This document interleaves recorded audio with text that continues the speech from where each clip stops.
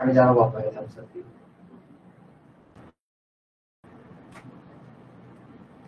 Hello everyone, আসসালামু আলাইকুম। আশা করি সবাই অনেক অনেক ভালো আছেন। 10 মিনিট স্কুলের বিসিএস প্রিলি লাইফ কোর্সের লিটারেচারের একটি ক্লাসে সবাইকে স্বাগতম জানাচ্ছি। আমি সুমন ভুঁইয়া। আজকে আমরা যেই টপিকটি নিয়ে পড়াশোনা করব, আপনারা জানেন যে লিটারেচারের সর্বশেষ পার্ট একেবারে modern and post modern period. আমরা জানি যে 1901 সাল থেকে শুরু করে 1939 সাল পর্যন্ত ছিল হচ্ছে মডার্ন পিরিয়ড, অর্থাৎ এটা হচ্ছে কি সেকেন্ড ওয়ার্ল্ড ওয়ার পর্যন্ত। তারপরে 1939 সাল থেকে শুরু করে প্রেজেন্ট টাইম অর্থাৎ বর্তমান কাল পর্যন্ত যেই সময়টা চলছে সেটাকে আমরা বলছি পোস্ট মডার্ন পিরিয়ড। অর্থাৎ আমরা আজকে দুটি টপিক কভার করবো একসাথে, একটি হলো মডার্ন পিরিয়ড আর একটি হলো পোস্ট মডার্ন পিরিয়ড। একটু শুরু করার পূর্বে আপনারা আমাকে ফার্স্টে কমেন্টে জানিয়ে দেন যে সবকিছু ঠিকঠাক আছে কিনা। এই মুহূর্তে যারা লাইভ ক্লাসটাতে জয়েন করেছেন আমাকে একটু কুইকলি জানিয়ে দেন যে সবকিছু ওকে আছে কিনা, অডিও ভিডিও স্ক্রিন এবং আমাকে ক্লিয়ারলি দেখতে পাচ্ছেন কিনা। একটু অল ক্লিয়ার লিখেন, একটু অল ক্লিয়ার লিখেন, তাহলে বুঝতে পারবো যে সবকিছু ঠিকঠাক আছে এবং আমরা আমাদের আজকের এই ক্লাসটি শুরু করে দিতে পারবো। একটু অল ক্লিয়ার লিখে আমাকে কমেন্টে জানিয়ে দিবেন যারা এই লাইভ ক্লাসটিতে এই মুহূর্তে জয়েন করেছেন বা লাইভ ক্লাসটি এই মুহূর্তে দেখছেন। একটু অল ক্লিয়ার লিখে জানিয়ে দিবেন। Okay, so modern and post modern পিরিয়ডের বেসিক্যালি ভিক্টোরিয়ান পিরিয়ড, রোমান্টিক পিরিয়ডে যে অনেক অনেক সাহিত্য ছিল, মডার্ন এবং পোস্ট মডার্ন পিরিয়ডেও কিন্তু অনেক সাহিত্যিক আছে। বাট এখানে একটা বিষয় আছে, সেটা হলো এরা সবাই কিন্তু ভিক্টোরিয়ান এবং রোমান্টিকের মতো অত বেশি ফেমাস না এবং অত বেশি লেখালেখিও করে নাই, ঠিক আছে। সো এখানে যে কাজটা করতে হবে, একেবারে বেছে বেছে কিছু সাহিত্যিকের যে ওয়ার্কস আছে বা অ্যাক্টিভিটিস আছে এবং যে কোটেশন আছে এগুলোকে পড়তে হবে। অত বেশি কিন্তু এখানে নাই, ঠিক আছে। বেশি রাইটার হলো but they are not famous, ঠিক আছে। তারা ভিক্টোরিয়ান, রোমান্টিক, নিউ ক্লাসিক বা এলিজাবেথান পিরিয়ডের মতো অত বেশি বিখ্যাত না। মোটামুটি হচ্ছে এখান থেকে আমরা বেছে বেছে বা একটা দুইটা করে পড়লে কিন্তু আমাদের এই টপিকটা ইজিলি শেষ করা যাবে। চলুন একেবারে ফার্স্টে আমরা অলওয়েজ প্রি অ্যাসেসমেন্ট দিয়ে শুরু করি আমাদের এই ক্লাসগুলো। সো একেবারে ফার্স্টে প্রি অ্যাসেসমেন্টের জন্য যে প্রশ্নটি আমরা নিচ্ছি, which of the following novels was written by George Orwell. George Orwell হচ্ছে এমন একজন সাহিত্যিক যিনি কিনা আমাদের এই মডার্ন এবং পোস্ট মডার্ন পিরিয়ডে অনেক ভূমিকা রেখেছেন এবং তার লেখাগুলো অনেকটা কি বলবো আমরা, জনাথন সুইফট যেভাবে ব্যঙ্গ করে লিখতেন ঠিক সেভাবে কিন্তু জর্জ অরওয়েলও ব্যঙ্গ করে লিখেন, অনেকটা জনাথন সুইফটকে তিনি কপি করেন। তিনি বলেছেন যে তিনি অলরেডি তিনি তার লেখাতেই তিনি বলেছেন যে জনাথন সুইফটকে তিনি অনেকটা কপি করেন বা তার লেখাটা জনাথন সুইফটকে ধারণ করে এরকম টাইপের। ওকে, সো নিচের কোন নোভেলটি, নিচের কোন উপন্যাসটি, জর্জ অরওয়েল একজন নোভেলিস্ট ছিলেন, নিচের কোন নোভেলটি জর্জ অরওয়েল লিখেছিলেন? এটি হচ্ছে 45তম বিসিএস এ আসছে। এখানে 1984 ব্রেভ নিউ ওয়ার্ল্ড, আর clockwork orange, for whom the bell tolls. এখানে এই যে চারটি সাহিত্যকর্ম আছে এর মধ্যে কোন সাহিত্যকর্মটি আমাদের জর্জ অরওয়েল লিখেছিল? আমরা অলরেডি জানি কিন্তু এটা এটা খুবই ইন্টারেস্টিং একটা প্রশ্ন। আমাদের জর্জ অরওয়েলের সবচেয়ে ফেমাস যে দুটি সাহিত্যকর্ম, দুটি উপন্যাস আছে, একটি হলো the most famous one animal farm, আর একটি হলো 1984। So the answer is 1984। আমরা চলে যাব আরেকটি প্রশ্নে। The poetic drama murder in the cathedral was written by. এখানে যেটা পোয়েটিক ড্রামা আছে সেটি হলো মার্ডার ইন দ্য ক্যাথেড্রাল, ঠিক আছে। মার্ডার ইন দ্য ক্যাথেড্রাল এই পোয়েটিক ড্রামাটি কে লিখেছিলেন? Harold Pinter, George Bernard Shaw, Thomas Stearns Eliot নাকি স্যামুয়েল বেকেট? একটু কমেন্টে চলে আসেন এবং ঝটপট অ্যান্সার করতে থাকেন। অ্যাকচুয়ালি এই প্রশ্নের অ্যান্সার কোনটি হবে? মার্ডার ইন দ্য ক্যাথেড্রাল, এই মানে কি একটি ক্যাথেড্রালে মার্ডার হয়েছিল, ঠিক আছে। ক্যাথেড্রালে একটি মার্ডার হয়েছিল, ওই মার্ডারটিকে নিয়ে বেসিক্যালি এখানে যেই মার্ডার মানে যেই ব্যক্তিকে মার্ডার করা হয়েছিল ওই ব্যক্তির নাম হলো স্যামুয়েল বেকেট, ঠিক আছে। তো এই স্যামুয়েল বেকেট কিন্তু দেখেন নামটাও কিন্তু আবার স্যামুয়েল বেকেট, ঠিক আছে। তো ওই ব্যক্তিকে মার্ডার করার ফলে কে জড়িত ছিল এটা হচ্ছে আমরা যখন পড়াশোনা করব তখন হচ্ছে বিস্তারিত এটা আমরা জেনে নিব। ওকে, চলেন তাহলে এটি অ্যান্সার হচ্ছে টমাস স্টিয়ার্ন এলিয়ট। ওকে, আমরা চলে যাব পরবর্তী আরেকটি প্রশ্নে, সেটি হলো সিজার অ্যান্ড ক্লিওপেট্রা। এটি আসছে হলো 44 বিসিএস এ। 44 বিসিএস এ সিজার অ্যান্ড ক্লিওপেট্রা, এই কি বলবো, নাটক বলে দিলাম। সিজার অ্যান্ড ক্লিওপেট্রা হচ্ছে একটি নাটক, বিখ্যাত নাটক। লিখেছেন কে? যেই রাইটার বা যেই প্লে রাইট লিখেছেন তিনি হচ্ছে মডার্ন পিরিয়ডের the most famous one, the most successful play right. ঠিক আছে, তিনি সবচেয়ে মোস্ট সাকসেসফুল বলা যাবে, ইভেন ইফ তাকে কম্পেয়ার করা যাবে উইলিয়াম শেক্সপিয়ারের সাথে। ঠিক আছে, উইলিয়াম শেক্সপিয়ার ছিল এলিজাবেথান পিরিয়ডের, এবং মডার্ন পিরিয়ডের the most famous one, the most successful playwright is কে বলেন তো? উইলিয়াম শেক্সপিয়ার তো মডার্ন পিরিয়ডের না, তাহলে কে আছে বলেন? Lord Byron. লর্ড বাইরনও তো মডার্ন পিরিয়ডের না, তাহলে কে আছে? Samuel Taylor Coleridge. Samuel Taylor কলারিজও কিন্তু মডার্ন পিরিয়ডের না। সো মডার্ন পিরিয়ডে কে আছে? মডার্ন পিরিয়ডের আছে হচ্ছে George Bernard Shaw. So the answer is option C. ঠিক আছে, ওকে। এবার আমরা চলে যাব আরেকটি প্রশ্নে, who is not a modern poet? নিচের কোন পয়েট মডার্ন পয়েট না? নিচের কোন পয়েট মডার্ন পয়েট না? আমরা যদি একটু অ্যানালিসিস করি তাহলে বুঝতে পারবো। এটি হচ্ছে William Butler Yeats, John Keats, W H. Auden, Thomas Stearns Eliot. এর মধ্যে একজন পয়েট আছেন, যেই পয়েট হচ্ছে তিনি রোমান্টিক পিরিয়ডের দ্য মোস্ট ফেমাস ওয়ান, অনেক বেশি ফেমাস, অনেক বেশি সাকসেসফুল। কে বলেন তো, নামটা কি? রোমান্টিক পিরিয়ডের আছেন। So who is not a modern poet? তিনি মডার্ন পয়েট না, তিনি হচ্ছেন একজন রোমান্টিক পয়েট। সো বলেন তো রোমান্টিক পয়েট কে?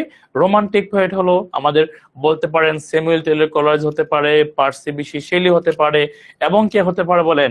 জন কিটস হচ্ছে আমাদের অন্যতম একজন রোমান্টিক পয়েট।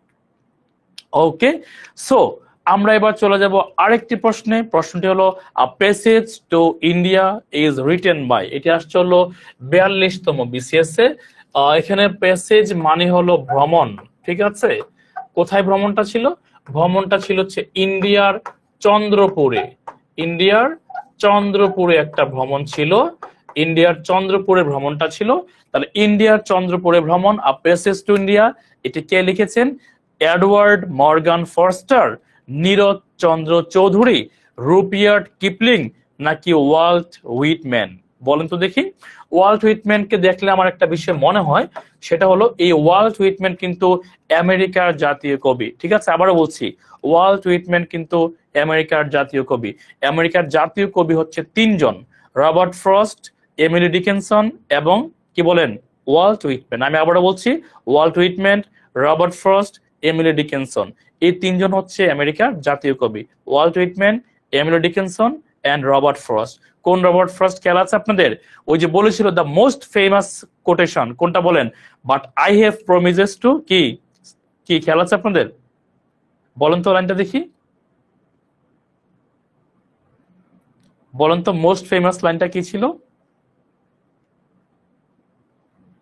বলেন তো দেখি লাইনটা। ঘুমের আগে আমাকে অনেক বেশি দৌড়াইতে হবে, কি বলেন?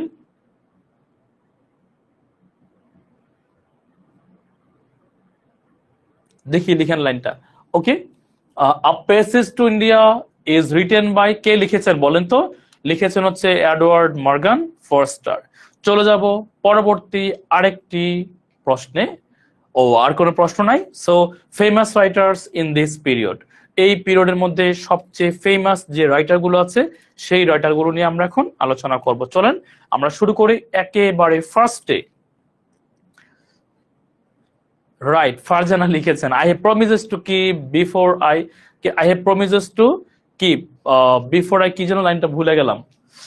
But I have promises to keep before I have promises to keep before I go to কি স্লিপ, যেন কি, হ্যাঁ মাঝে মাঝে মনে থাকে না।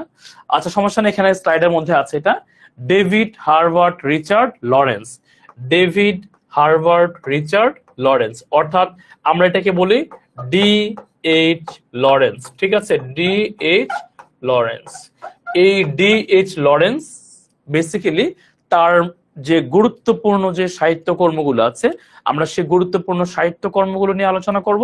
আলোচনা করার পাশাপাশি আমরা জেনে নিব যে কোনটা কোনটা ইম্পর্টেন্ট। ঠিক আছে, অবশ্যই পড়তে হবে সন্স অ্যান্ড লাভার্স, কোনো সন্দেহ নাই। Lady Chatterley's lovers, the rainbow পড়তে হবে, এখান থেকে আর কোনো কিছু নাই, এই তিনটা পড়বো। কারণ 41তম বিসিএস এ আসছে দ্য রেইনবো, 41তম বিসিএস এ আসছে Lady Chatterley's lovers. Sons and lovers অনেক গুরুত্বপূর্ণ, বিকজ এটা তার একটা অটোবায়োগ্রাফি, ঠিক আছে? এটা পরীক্ষাতে যদিও এখন আসে নাই, বাট আসবে, ঠিক আছে?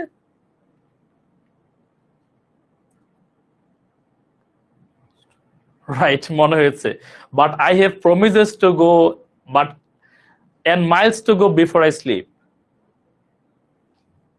Right, okay. দেখেন, ফেমাস, এটা শেষ হয়ে গেল।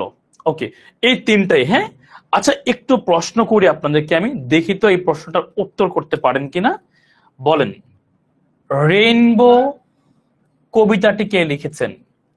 বলেন তো, রেইনবো কবিতাটি কে লিখেছেন? বলেন, রেইনবো কবিতাটি কে লিখেছেন?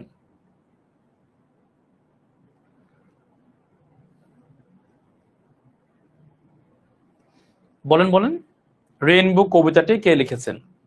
আচ্ছা, আমি একটা কাজ করি, সেটা হলো এই লেডি চ্যাটারলি, হ্যাঁ, এটা নিয়ে একটু যদি আমি আপনাদেরকে বিস্তারিত আলোচনা করি, তাহলে বিষয়টা ক্লিয়ারলি বুঝতে পারবেন। একটু শোনেন, লেডি চ্যাটারলি, ঠিক আছে? দেখেন, লেডি চ্যাটারলি হচ্ছে, নামটা একটু দেখেন, লেডি চ্যাটারলি, এটা হচ্ছে এই আমাদের এই যে উপন্যাস আছে, এই উপন্যাসের প্রধান চরিত্র হচ্ছে লেডি চ্যাটারলি। মনোযোগ দিয়ে বোঝেন, লেডি চ্যাটারলি হচ্ছে আমাদের এই উপন্যাসের প্রধান চরিত্র। তো এই লেডি চ্যাটারলি হাজবেন্ডের নাম হচ্ছে ক্লিফার্ড, হাজবেন্ডের নাম হচ্ছে ক্লিফার্ড, ঠিক আছে? তার হাজবেন্ড হচ্ছে সেনাবাহিনীর একজন ঊর্ধ্বতন কর্মকর্তা। তিনি যুদ্ধে গিয়ে আহত হয়েছেন। আহত হওয়ার পরে তার পেট থেকে নিচের সবটা অংশ পা পর্যন্ত ড্যামেজ হয়ে গিয়েছে, অর্থাৎ তিনি এখন কোনো ধরনের কাজকর্ম এবং যে বায়োলজিক্যাল ডিমান্ড হচ্ছে স্ত্রীর সাথে যে সেক্সুয়াল যে ইন্টারকোর্স, তিনি যেতে পারেন না। তো সবকিছু মিলিয়ে এই লেডি চ্যাটারলি হচ্ছে অ্যাকচুয়ালি তিনি বর্তমানে চাচ্ছেন একটা সন্তান জন্ম দিতে। আমাদের শুধু বাংলাদেশের কথা বলছি না, প্রত্যেকটা মেয়ে বা নারীর অন্যতম একটি চাওয়া হচ্ছে তার একটি শিশু সন্তান থাকা।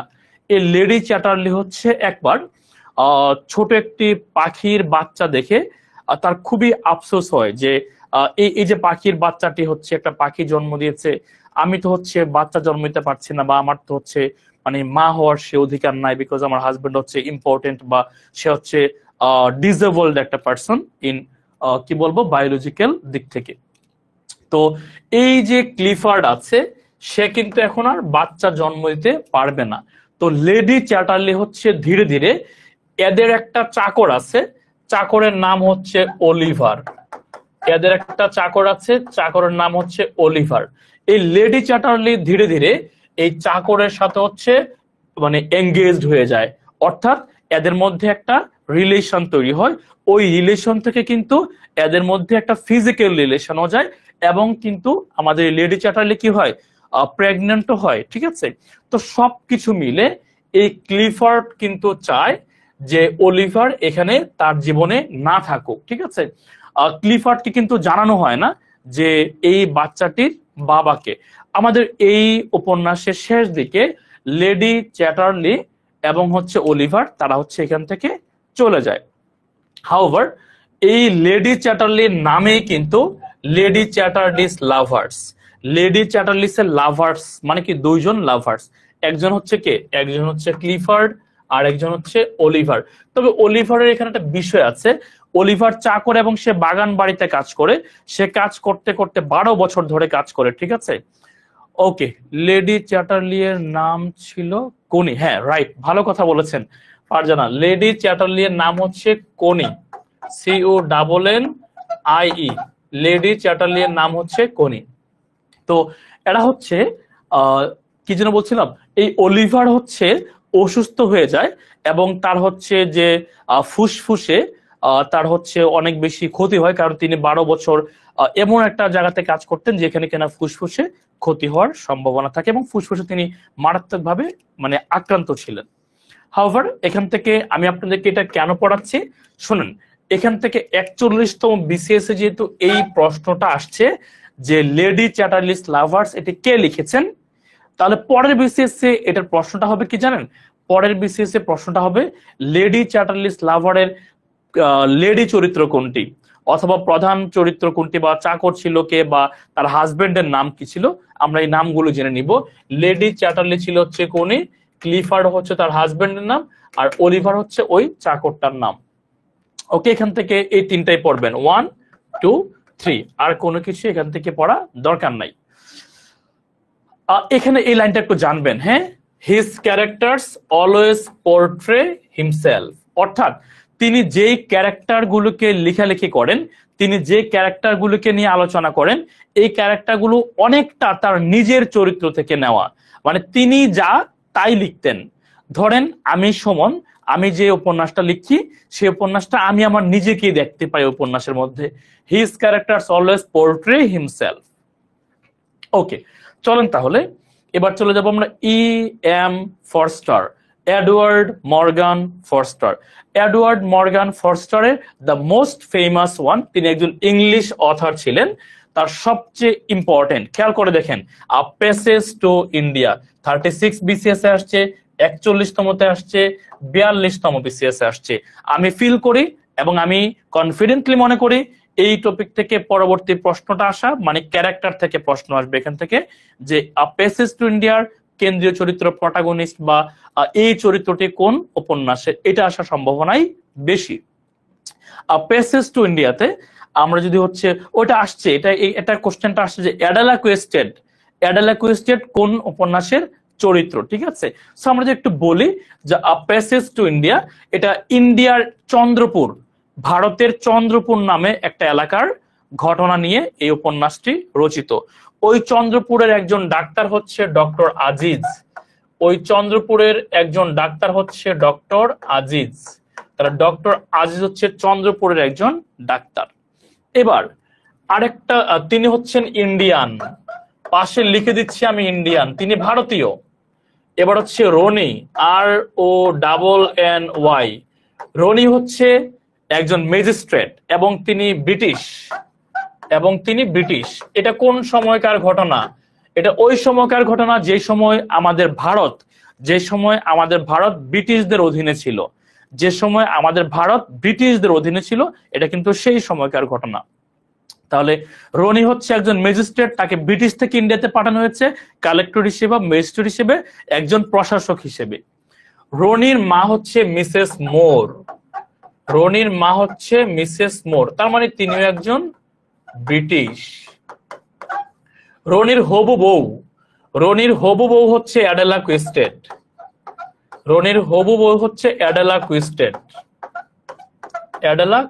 তার মানে তিনিও একজন ব্রিটিশ, ঠিক আছে। এই উপন্যাসের মূল থিমটা হলো ওই সময়টাতে ব্রিটিশরা যে ভারতীয়দেরকে শাসন করতেন, নির্যাতন করতেন, ওইটা মূল ব্যাকগ্রাউন্ডটা কিন্তু এটা, ঠিক আছে। কিভাবে, চলুন ঘটনাটা আমরা একটু বুঝি। মিসেস মোর এবং অ্যাডেলা কুইস্টেড তারা ইন্ডিয়াতে আসছে, কেন আসছে? হবু হাজবেন্ডকে দেখতে এবং তার সন্তানকে দেখতে। তো এখানে আসার পরে মিসেস মোরের পরিচয় হয়, অ্যাডেলা কুইস্টেডের পরিচয় হয় ডক্টর আজিজের সাথে। এরা সামহাউ মালাবার গুহা যে আছে ভারতের, তারা মালাবার গুহাতে কোনো কারণে প্রবেশ করার পরে দেখা যায় যে মিসেস মোর অজ্ঞান হয়ে গিয়েছে, অ্যাডেলা কুইস্টেড হচ্ছে কোনো ক্রমে অজ্ঞান হয়ে গিয়েছে। তো অজ্ঞান হয়ে এরা হচ্ছে গুহা থেকে বের হয়ে আসছে, বাট ডক্টর আজিজকে ফাঁসিয়ে দেওয়া হয়। কে ফাঁসিয়ে দেয়? অ্যাডেলা কুইস্টেড। কিভাবে ফাঁসিয়ে দেয়? বলে যে এই ব্যক্তি আমাকে সেক্সুয়ালি অ্যাজল্ট করেছে, বাট আসলে ডক্টর আজিজ সেক্সুয়ালি অ্যাজল্ট করে নাই। তাহলে অ্যাডেলা কুইস্টেডকে মিথ্যা বলছে না, তিনি মিথ্যা বলছে না, তিনি হচ্ছে কি হয়েছিলেন, তিনি আসলে জিনিসটা বুঝতে পারেন নাই। তিনি ভয় পেয়ে গিয়েছিলেন গুহাতে ভয় পাওয়া যে একটা ফোবিয়া আছে ওদের, ভয় পেয়ে যাতে তিনি উল্টাপাল্টা আদালতে তিনি উল্টাপাল্টা সাক্ষ্য দিচ্ছেন। তো আদালতে সর্বশেষ বলা হচ্ছে, অ্যাডাল্লা কোয়েশ্চেন আপনি আরেকবার একটু চিন্তা করে বলেন তো আসলে কি ডক্টর আজিজ আপনাকে অ্যাসল্ট করেছে? তিনি সর্বশেষ বলছেন যে আসলে তিনি আমাকে অ্যাসল্ট করেন নাই মনে হয়, আমি মনে হয় ফোবিয়াতে মনে হয় উল্টাপাল্টা বলছি। ডক্টর আজিজকে পরে ছেড়ে দেওয়া হয়। ওকে, হাউভার এটা হচ্ছে মূল ঘটনা। এবং এই রনি হচ্ছে এত অহংকারী একটা ব্যক্তি, এই রনি চায় না ইন্ডিয়াতে যখন মিসেস মোড এবং অ্যাডেলা কোয়েস্টার আসছে তার ডক্টর আজিজের সাথে যখন কথা বলে, রনি এটা চায় না, বিকজ তারা তাদেরকে সুপারিয়র ভাবে।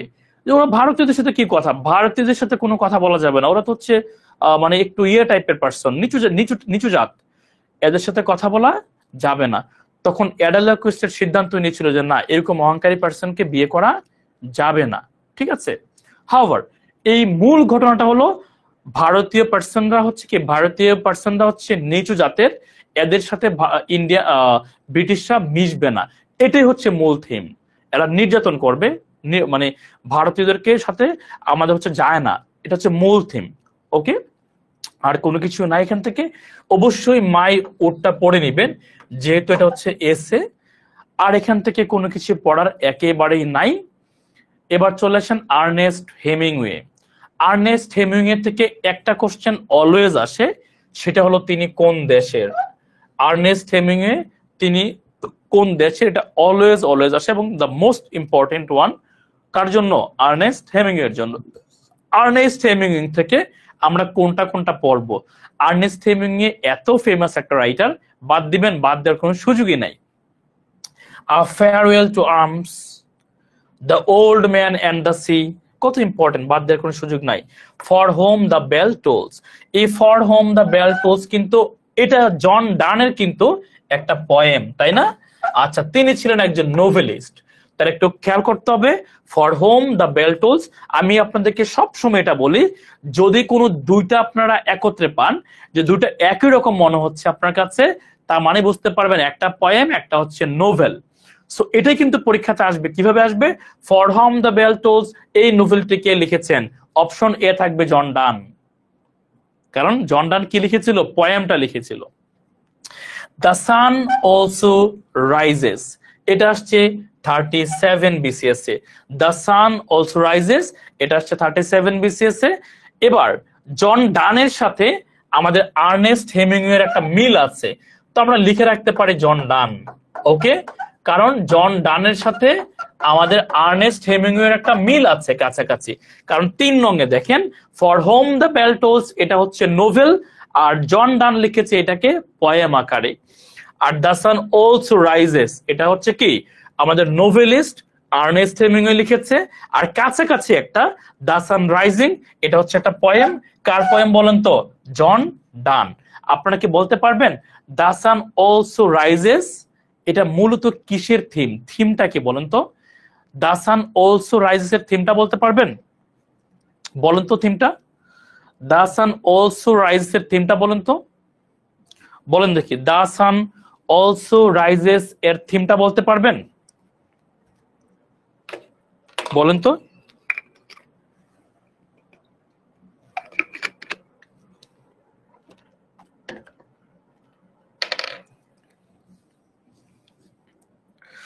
ওকে, কেউ কি পারবেন?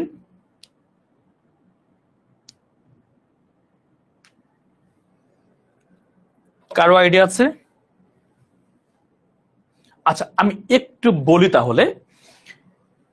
এটা basically the sun also rises 1914 সালে যখন প্রথম বিশ্বযুদ্ধ হয়েছিল, এই বিশ্বযুদ্ধে যে ধ্বংসলীলা হয়েছে, তখন থেকে না মানুষের নৈতিকতা, পলিটিক্যালি, সামাজিকভাবে সব দিক থেকে না মানুষ কি হচ্ছে? লস্ট জেনারেশন হয়ে গিয়েছিল। তাহলে পরীক্ষাতে প্রশ্নটা আসবে এভাবে, দ্য সান অলসো রাইজেস এটার থিমটা কি, বা এটা কি নিয়ে রচিত? তাহলে উত্তরটা হবে কি বলেন? ফার্স্ট ওয়ার্ল্ড ওয়ারের ইম্প্যাক্ট বা ইফেক্ট বা ধ্বংসলীলা। এখানে যে প্রধান চরিত্র দুইটা, একটা হলো জেক বার্নেস, একটা হলো জেক বার্নেস। এটা হচ্ছে কি জেক বার্নেস। আরেকটা হচ্ছে লেডি ব্রেট, BRET ব্রেট। খেয়াল করে দেখেন এই মডার্ন পিরিয়ডের, দেখেন এই মডার্ন পিরিয়ডের এবং পোস্ট মডার্ন পিরিয়ডের বেশিরভাগই দেখবেন যে এখানে মেয়েরা হচ্ছে হাজবেন্ডরা ফিজিক্যালি অর ইকোনমিক্যালি হচ্ছে কি দুর্বল, ডিসেবল, ওই মেয়েরা চলে যায় বেশিরভাগই। খেয়াল করবেন ভিক্টোরিয়ান পিরিয়ডে আছে এবং মডার্ন পিরিয়ডে আছে, অর্থাৎ রোমান্টিক যুগের পর থেকে এটা শুরু হয়েছে। দেখবেন আজকের প্রত্যেকটা কথা দেখবেন এরকম টাইপের। জেক বার্নেস তিনি 1914 সালে প্রথম বিশ্বযুদ্ধে অংশগ্রহণ করে তিনিও কি সেম ভাবে তিনি তার পুরুষত্ব হারাই ফেলেন, অর্থাৎ তার সন্তান জন্ম দেওয়ার ক্ষমতা হারাই ফেলেন। ইম্পর্টেন্ট যেটাকে আমরা বলি। এই লেডি ব্রেট ছিল হচ্ছে তার গার্লফ্রেন্ড, খুবই ক্লোজ গার্লফ্রেন্ড ছিল, বাট এই লেডি ব্রেট হচ্ছে কি এখন তার হাজবেন্ডকে আর চায় না, হাজবেন্ড বলা যাবে না, বয়ফ্রেন্ডকে আর চায় না। কেন চায় না? কারণ সে দেখতেছে যে জেক বার্নেস হচ্ছে একজন ইম্পর্টেন্ট পার্সন বা ফিজিক্যালি একজন ডিসেবল পার্সন, তাকে বিয়ে করে তার কি লাভ, ঠিক আছে, এরকম টাইপের চিন্তা ভাবনা করছে এখন লেডি ব্রেট। এবং লেডি ব্রেট হচ্ছে একজন ডাইভোর্সড মহিলা, হ্যাঁ ডিভোর্সড, তিনি একজন ডিভোর্সড মহিলা, মানে কি তার বিয়ে হয়েছে এবং তিনি হচ্ছে এরকম টাইপের একজন ধরা যায় নষ্ট মহিলা। তিনি বিভিন্ন পুরুষের সাথে হচ্ছে শারীরিকভাবে মেলামেশা করেন এবং এরকম টাইপের যেটা কিনা হচ্ছে ওই সমাজের মধ্যে এস্টাবলিশ ছিল এবং সবাই তাকে চিনতো, ঠিক আছে। এই জেক বার্নেস এবং লেডি ব্রেট আমার মনে হয় এই টপিক থেকে কেন্দ্রীয় চরিত্রগুলো, আমি অন্তত পক্ষে ওই চরিত্রগুলো আপনাদেরকে বলে দিতে চাই যে এই চরিত্রগুলো পরীক্ষাতে আসার মতো। তাহলে দ্য সান অলসো রাইজেস পরীক্ষাতে আসবে, জেক বার্নেস বা লেডি ব্রেট, ওকে, আর কোনো কিছু এখান থেকে আসার মতো না। এবার আসেন চলে যাব Fyodor Dostoevsky, the most famous one, crime and punishment.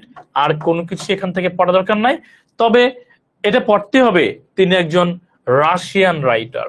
So Fyodor Dostoevsky তিনি একজন Russian writer. Crime and punishment মোটা একটা বই, ঠিক আছে, পড়া শুরু করেছিলাম আমি বাট শেষ করতে পারি নাই। Fyodor Dostoevsky Russian writer, crime and punishment খুবই ইম্পর্টেন্ট, খুবই ইম্পর্টেন্ট। এবার চলে যাব হচ্ছে গ্যাব্রিয়েল গার্সিয়া মার্কেজ। অবশ্যই পরীক্ষাতে আসবে। কি আসবে পরীক্ষাতে বলতে পারবেন? কি আসবে পরীক্ষাতে? পরীক্ষাতে আসবে এই কোশ্চেনটা বিগত বছরের একটা কোশ্চেনটা আসছে 100 ইয়ার্স অফ সলিটিউড, 43তম বিসিএস আসছে যে এই যে উপন্যাসটা আছে, এই যে নোভেলটা আছে, এই নোভেলটা কোন দেশের রাইটার লিখেছেন? বুঝতে পেরেছেন? 100 ইয়ার্স অফ সলিটিউড মানে কি নিঃসঙ্গতার 100 বছর। 100 ইয়ার্স 100 বছর, সলিটিউড মানে কি নিঃসঙ্গতা, নির্জনতার 100 বছর। কে লিখেছেন? Gabriel Garcia Marquez. তো এই গ্যাব্রিয়েল গার্সিয়া মার্কেজ কোন দেশে বলেন তো? তিনি একজন কলম্বিয়ান, ঠিক আছে, কলম্বিয়ান। আপনারা কিন্তু ইউজুয়ালি হয় ইউএসএ পাবেন বা হচ্ছে রাশিয়ান পাবেন বা হচ্ছে ইংল্যান্ডের পাবেন, তাই না? বেশিরভাগই কলম্বিয়ান কিন্তু খুবই কম খুঁজে পাওয়া যায়। এই কারণে এই কোশ্চেনটা পরীক্ষাতে যখন আসবে মনে রাখবেন, আসবে তিনি কোন দেশের একজন রাইটার, কলম্বিয়ান। ওকে, জর্জ অরওয়েল আমার সবচেয়ে পছন্দের। আজকের ক্লাসে যদি আমি একটা ব্যক্তিকে সবচেয়ে মন দিয়ে বা সবচেয়ে ভালো লাগার আমার একজন রাইটার, তিনি হচ্ছেন জর্জ অরওয়েল। কেন ভালো লাগে? যারা একটু ব্যঙ্গ করে লিখে আমার তাদেরকে পছন্দ কেন জানো? যেমন জনাথন সুইফট আমার খুবই পছন্দের একজন রাইটার, বিকজ জনাথন সুইফট হচ্ছে এনিম্যাল ফার্ম এবং 1924 টাইপের লেখালেখি করতেন। 45th বিসিএস আসছে এনিম্যাল ফার্ম 1984। এই 1984 এই প্রসঙ্গটা বা এই যে ব্যাকগ্রাউন্ডটা বা এটার থিমটা, এটা কি কেউ বলতে পারবেন? 1984 এখানে কি কি আছে বলতে পারবেন? আচ্ছা আমি একটু বলে দেই। 1984 এর দুটি কেন্দ্রীয় চরিত্র, একটি হলো উইনস্টন, আরেকটি হলো তার গার্লফ্রেন্ড জুলিয়া। শোনেন, 1984 অ্যাকচুয়ালি 1984 বলবো না আমরা, এটা আসলে 1984 এর ঘটনা না।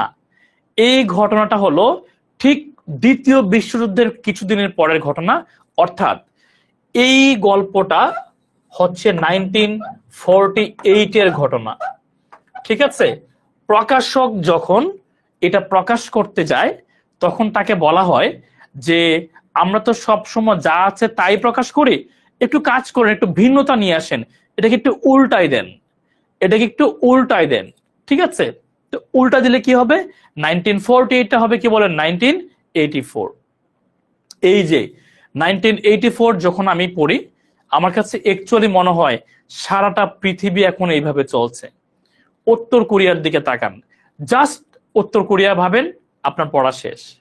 এই 1984 হচ্ছে উত্তর কোরিয়া। কিভাবে? এই 1984 এর নায়ক হচ্ছে উইনস্টন, আর জুলিয়া হচ্ছে নায়িকা, আর মেইন ক্যারেক্টার বা সুপার পাওয়ার তার নাম হচ্ছে বিগ ব্রাদার। তার নাম হচ্ছে কি বলেন, বিগ ব্রাদার।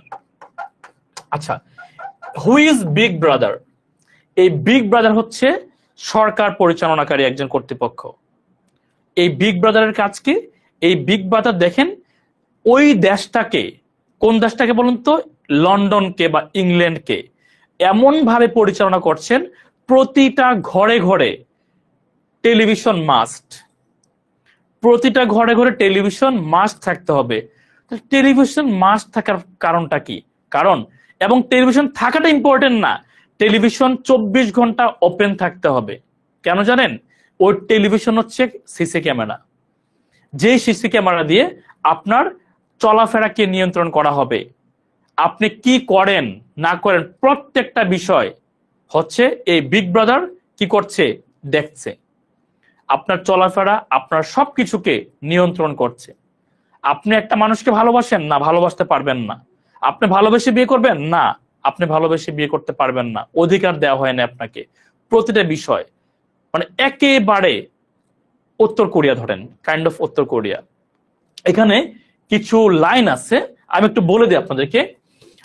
এই উইনস্টন এবং জুলিয়া এদেরকে না ধরে ফেলে, এদেরকে ধরে ফেলে, ঠিক আছে, এদেরকে ধরে ফেলে।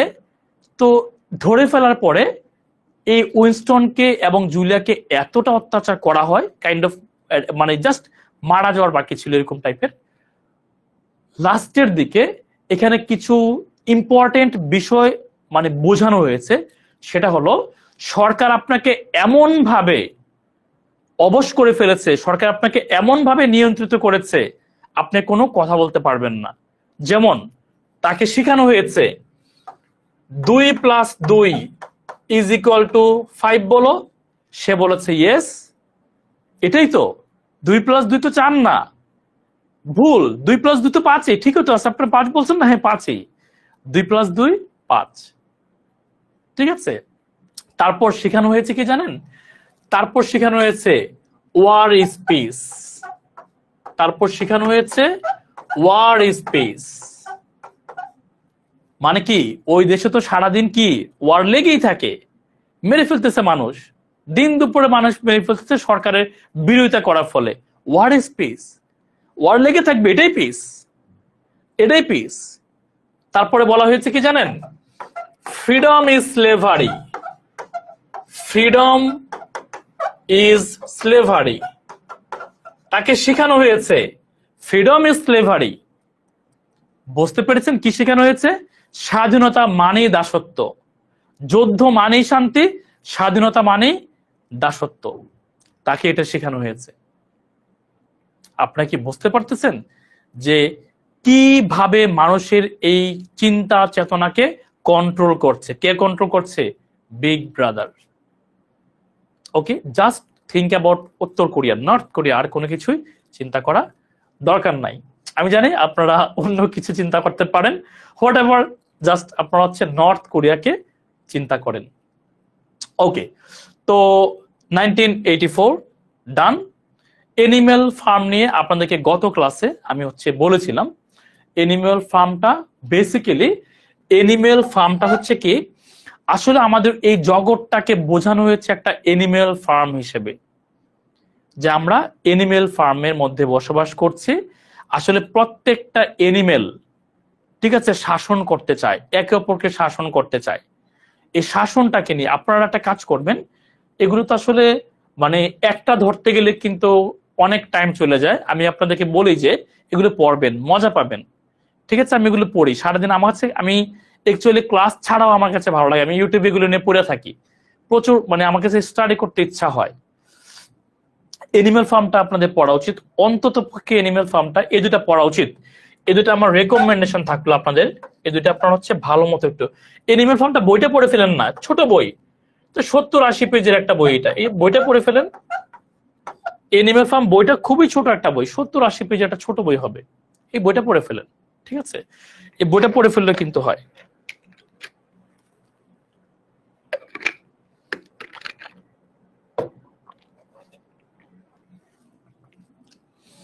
আচ্ছা চলুন, আচ্ছা একটা লাইন, লাস্টের একটা লাইন, এটা এই লাইনটা আমার অনেক পছন্দ হয়েছে। ওকে যখন, এই কাকে যেন, উইনস্টনকে যখন অনেক বেশি অত্যাচার করা হয়েছিল, উইনস্টন লাস্টে কি বলছে জানেন? উইনস্টন লাস্টের লাইনটা শুনেন। উইনস্টনের সর্বশেষ লাইনটা খুবই মজা লেগেছে আমার কাছে। নায়কের সর্বশেষ লাইনটা হলো, উইনস্টন লাভস বিগ ব্রাদার। মাই গডনেস, আমার এত ভালো লেগেছে লাইনটা, আমার এত ভালো লেগেছে লাইনটা। উইনস্টন লাভস বিগ ব্রাদার মানে কি বলেন? সে এখন বলতে শিখে গিয়েছে 2 2 4 হয়, হোয়াট ইজ পিস, কি ফ্রিডম ইজ স্লেভারি, ঠিক আছে। সে এখন বলতে শিখে গেছে যে উইনস্টন মানে আমি, আই লাভ বিগ ব্রাদার। এবং বিলিভ করেন এই জিনিসটা না সারা ওয়ার্ল্ডে চলে। এটা বিশ্ব দেখেন, বাংলাদেশের সরকারি চাকরির যে ধারাবাহিকতাটা, আপনার বস কখনোই ভুল করতে পারে না। মাই গডনেস, এই বিষয়টা আমি চাকরিতে জয়েন করার পরে বুঝতে পেরেছি। Your boss can never do রং, এটা ট্রু, এটা আপনাকে মানতেই হবে যদি আপনি জব করতে চান। Your boss can never do রং, আপনার বস কখনো রং করতে পারে না। আপনার বস যা বলে 2 + 2 = 5, ইয়েস স্যার, এটাই এটাই এটাই, ইট ইজ 2 + 2 = 5। এগুলো আপনারা এখন বুঝবেন না, এগুলো আপনারা এখন বুঝবেন না, ঠিক আছে। এরকম একটা কালচার তৈরি সারা ওয়ার্ল্ডে, কিন্তু শুধু বাংলাদেশে না, এরকম একটা কালচার তৈরি হয়ে গিয়েছে যে বস ইজ অলওয়েজ রাইট, ঠিক আছে। আপনি যা বলবেন, বস আপনাকে হুকুম দিলে ওইটাই বলবেন, ওইটাই করবেন আপনি, ঠিক আছে। আপনি কখনো সরকারের সমালোচনা করতে পারবেন না, বিকজ চাকরিতে জয়েন করার সময় আপনি সিগনেচার দিয়ে ঢুকেছেন, আপনাকে সিগনেচার দিতে হয় যে এই কাজগুলো আমি কখনো করবো না। চাকরি বিধি আছে একটা, চাকরি বিধি, কোনো ধরনের সরকারের সমালোচনা করা যাবে না, রাষ্ট্র বিরোধী কোনো কিছু করতে পারবেন না। এগুলো আপনি দেখবেন, শুনবেন, বাট আপনি বলতে পারবেন না, ঠিক আছে। আপনার বস ভুল করতেছে, এটাই রাইট, আপনি এটাই করবেন, বসকে সহযোগিতা করবেন আপনি, তাহলেই জব করবেন। যারা মনে করেন যে না আমার দ্বারা এগুলো সম্ভব না, তাহলে জবের পরীক্ষা দিবেন না। আপনার বস রং করবে, আপনি এগুলো দেখবেন, আপনি এগুলোই করবেন, then you are right, then you are public servant, otherwise public servant না। দেখবেন আপনার রং, বাট আপনাকে এটা করতে হবে, বিকজ আপনার বস বলছে এটা আপনাকে, আপনার বসকে বলা হয়েছে কে? সরকার বলছে, করতেই হবে এটা, এটাই। এর ফলে কি শৃঙ্খলাটা ঠিক থাকে, না হলে শৃঙ্খলা ঠিক থাকে না, ঠিক আছে। চাকরিতে একটা এসিআর আছে, অ্যানুয়াল কনফিডেন্সিয়াল রিপোর্ট। চাকরিতে একটা এসিআর আছে, অ্যানুয়াল কনফিডেন্সিয়াল রিপোর্ট। আপনার অধীনস্থ কর্মকর্তারা, আপনার অধীনস্থ কর্মচারীরা আপনার অধীনই থাকবে, আপনি বছরে বছরে তাদেরকে একটা রিপোর্ট দিবেন, পদোন্নতির ক্ষেত্রে এটা কাজে লাগবে। কেন করা হয়েছে বলুন তো? আপনাকে দমিয়ে রাখার জন্য। এটাই সিস্টেম, শুধু বাংলাদেশে না, সারা ওয়ার্ল্ডে চলে এটা। না হলে আপনি তার কথার বাইরে চলে যাবেন, আপনি তাকে প্রোটেস্ট করবেন, ঠিক আছে। এর ফলে কি এই অ্যানুয়াল কনফিডেন্সিয়াল এটা হচ্ছে ইসে করা হয়। ওকে, আপনাকে এটা করতেই হবে, এটাই করতে হবে আপনাকে, অন্য কোনো সুযোগ নাই, ঠিক আছে। Your boss can never do wrong, okay. আপনি একজন পাবলিক সার্ভেন্ট হবেন, আপনাকে সরকারের আদেশ অনুসারে কাজ করতে হবে, এটাই এটাই ওয়ে। এবং এটা ঠিক আছে, এটা আপনারা মনে করতে পারেন যে না এটা ভুল, না ভুল না। শৃঙ্খলা, দেশের শৃঙ্খলা রাখার জন্যই এটা হচ্ছে দেশ বলেন, প্রতিষ্ঠান বলেন, শৃঙ্খলা মেনটেন করার জন্যই এটা হচ্ছে কি অলওয়েজ ঠিক থাকবে। একজন সচিব তার অতিরিক্ত সচিবকে, অতিরিক্ত সচিব যুগ্ম সচিবকে, যুগ্ম সচিব উপসচিবকে, উপসচিব সিনিয়র সহকারী সচিবকে, সিনিয়র সহকারী সচিব সহকারী সচিবকে, সহকারী সচিব প্রশাসনিক কর্মকর্তাকে, প্রশাসনিক কর্মকর্তা কর্মচারীদেরকে। It is system. This is the chain we should follow. This is the chain we should maintain. Otherwise chain যখন ব্রোকেন হবে আপনার পুরোটা সিস্টেম তখন কলাপস করবে। আপনারা মনে করতে পারেন যে ঠিক নাই, ঠিক আছে, এটা ঠিক আছে। ওকে ওকে, চলেন তাহলে আমরা চলে যাবো এবার George Bernard Shaw, the most famous কি বলেন, তিনি হচ্ছেন regarded father of modern English literature, father of modern drama, father of English literature. অবশ্যই তিনি কিন্তু একজন আইরিশ, আইরিশটা মনে রাখতে হবে আমাদেরকে, ঠিক আছে। উইলিয়াম বাটলার ইয়েটস এবং জর্জ বার্নার্ড শ, এটা কিন্তু হচ্ছে কি আয়ারল্যান্ডার, এটা মনে রাখতে হবে, এটা হ্যাঁ আয়ারল্যান্ডের। Man and Superman, arms and the man, Caesar and Cleopatra. আচ্ছা, আর্মস অ্যান্ড দ্য ম্যান, আপনাদের কি খেয়াল আছে এটা? আর্মস অ্যান্ড দ্য ম্যান এটা কমেডি একটা নামগুলো হচ্ছে আমি একটু যদি মনে করি, রায়না পেটকফ এবং হচ্ছে সার্জিয়াস এবং আরেকজন হচ্ছে BLUNTSCHLI ব্লোনস্টলি। এই তিনজনকে ধরি আমরা। আরেকজন হচ্ছে লৌকা। একটু যদি বলি এদের পরিচয়গুলি একটু বলি শোনেন। Roll 1, boss is always right. Roll 2, when the boss is wrong, follow rule number 1। এটা তো আপনি সে ভালো কথা বলছেন, ঠিক আছে, রাইট। জিহান দাস তো ভালো কথা বলছেন। আমাদেরকে চাকরির ট্রেনিং এ প্রথম দিনই এটা পড়ানো হয়েছে, মানে আমি প্রথম দিনই আমাদেরকে এটাই পড়ানো হয়েছে। প্রথম দিনের পড়ানো, সারাদিন পড়ানোই ছিল এটা, যে বস is always right, roll number 1। 2 number হচ্ছে বস যখন রং করবে ফলো রোল নাম্বার 1, ঠিক আছে। এটা প্রথম দিনে যে কোনো চাকরিতে আপনাকে এটা প্রথমে শেখানো হবে। এটা কিন্তু আপনারা খারাপ মনে করবেন, এটা ভালো হয় কি জানেন, শৃঙ্খলাটা ঠিকঠাক থাকে। ওকে, রায়না হচ্ছে আমাদের এই গল্পের নায়িকা। সার্জিয়াস, তার সাথে ওর বিয়ে হবে। সার্জিয়াস একজন হচ্ছে ক্যাপ্টেন, তার সাথে বিয়ে হবে। রায়না নায়িকা, বিয়ে হবে কার সাথে? সার্জিয়াসের সাথে। তো ব্লোনসলি সে হচ্ছে মূলত নায়ক, তাহলে ব্লোনসলি হচ্ছে নায়ক, ঠিক আছে, নায়ক। রায়না হচ্ছে নায়িকা। সার্জিয়াসের সাথে কিন্তু রায়নার বিয়ে হবে। আর লৌকা হচ্ছে ওদের পরিবারের, রায়নার পরিবারের একজন কি মেড সার্ভেন্ট বা চাকর, ঠিক আছে। আমাদের ট্রেনিং এ এটা শেখানো হয়েছে ভাইয়া, হ্যাঁ ডেফিনেটলি। ওকে, আমি আবারও বলছি, রায়না হচ্ছে এখানে নায়িকা। সার্জিয়াসের সাথে তার বিয়ে হবে। সার্জিয়াস একজন সেনাবাহিনীর ঊর্ধ্বতন কর্মকর্তা, ব্লোনসলি একজন সেনাবাহিনীর ঊর্ধ্বতন কর্মকর্তা, লৌকা হচ্ছে মেড সার্ভেন্ট বা চাকরানী। ওকে, তাহলে রায়না একদিন বাসায় ছিল, এমন সময় বাহির থেকে সাডেনলি একজন সেনাবাহিনীর কর্মকর্তা রাতের বেলা তার বাসা চলে আসে। কে আসে? ব্লোনসলি আসে। যদিও রায়নার বিয়ে হবে কার সাথে? সার্জিয়াসের সাথে। তো রায়না বলছে যে তুমি কে? তো ব্লোনসলি বলল যে আমি তোমার ক্ষতি করব না, বাইরে কিছু আমাকে ধাওয়া করছে, আমাকে হচ্ছে আমার হত্যা করতে পারে, এটা নিয়ে আলোচনা হচ্ছে ওদের মধ্যে। তো লৌকা হচ্ছে দেখে ফেলে, বলে যে ম্যাডাম আপনার রুমে কি কেউ আসছে? আমি কথা শুনতে পাচ্ছি। তো এই ব্লোনসলি হচ্ছে তখন লুকিয়ে যায়, আর লৌকা গিয়ে তাকে দেখে না। তো না দেখার ফলে লৌকা কিন্তু তার বন্দুকটা দেখে ফেলে ব্লোনসলি এর।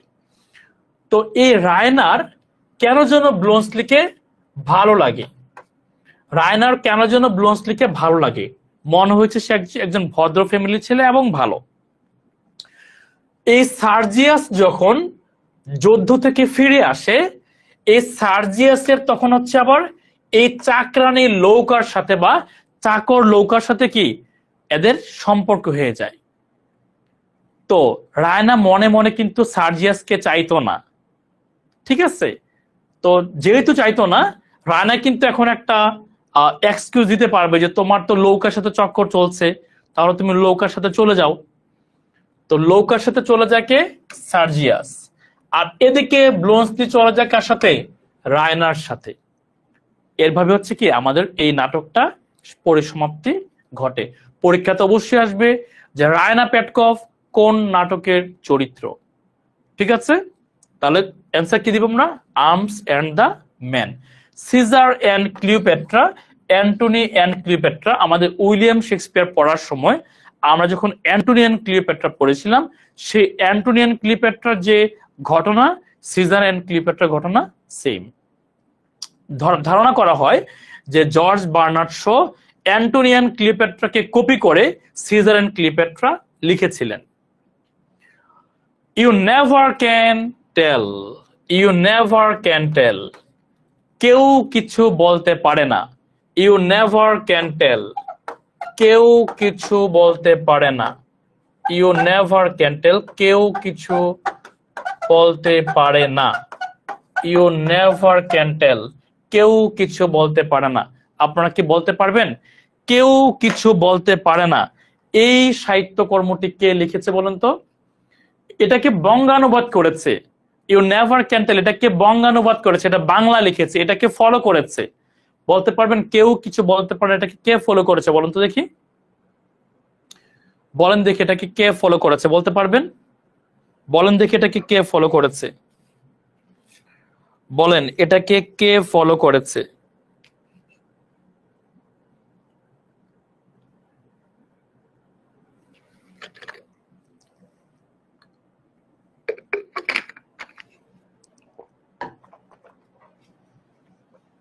ওকে, ফারজানা, ভেরি গুড, ঠিক আছে।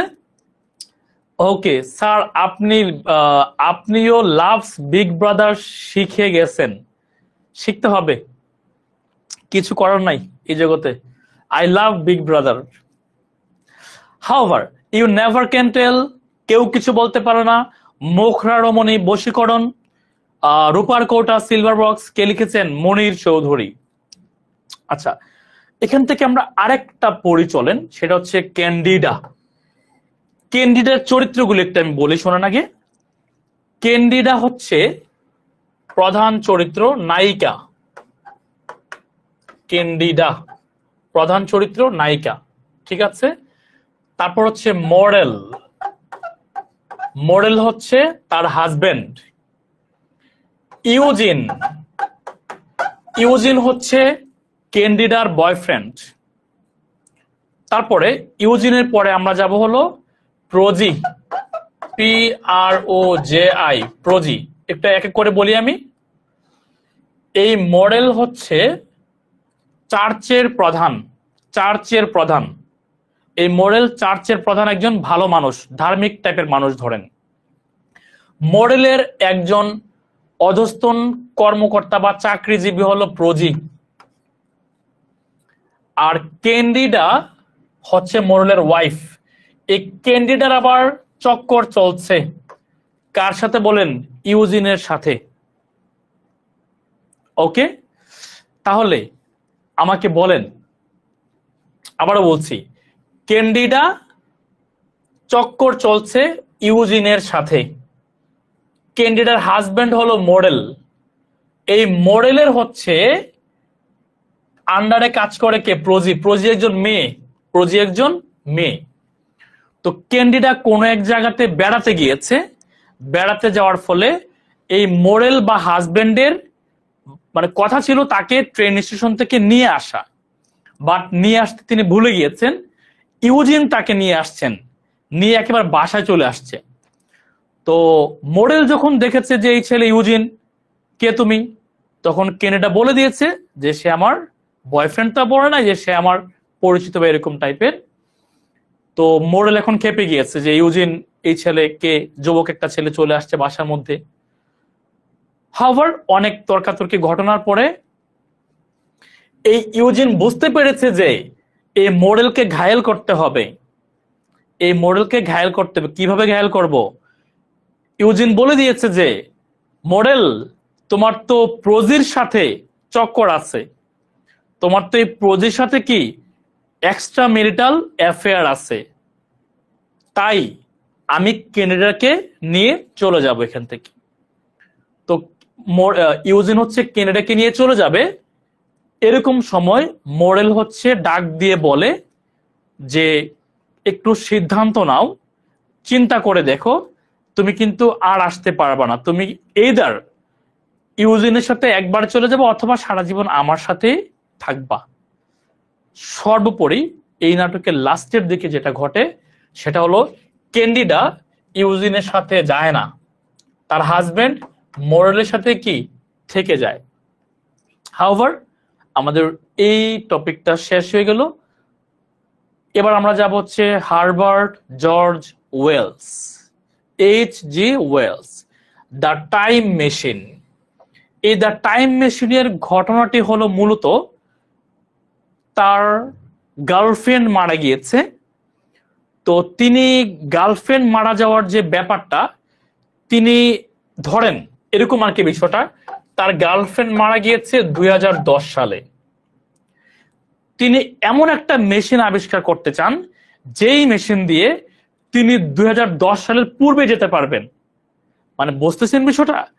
বাস্তবিক অর্থে কি এটা কখনো সম্ভব যে আমি 2010 সালের পূর্বে চলে যাব, গিয়ে আমি আমার গার্লফ্রেন্ডের সাথে আবারও সেই আগের ভালো মুহূর্তগুলো পাস করব? মানে বিষয়টা বুঝতেছেন? এটা হচ্ছে টাইম মেশিনের মূল প্রেক্ষাপটটা, মানে প্রিভিয়াস অ্যাক্টিভিটিস গুলো আলোচনা করতে চাই।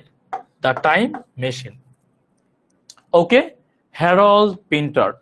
হ্যারল্ড পিন্টারে the birthday party.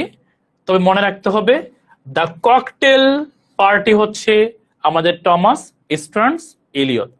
Thomas Stearns Eliot. আমি আবারও বলছি, আমি এই কথাটা সবসময় বলি যে দুটি একরকম থাকলে এই দুটাই পড়ে নেবেন, কারণ এটাই সবচেয়ে বেশি আসে।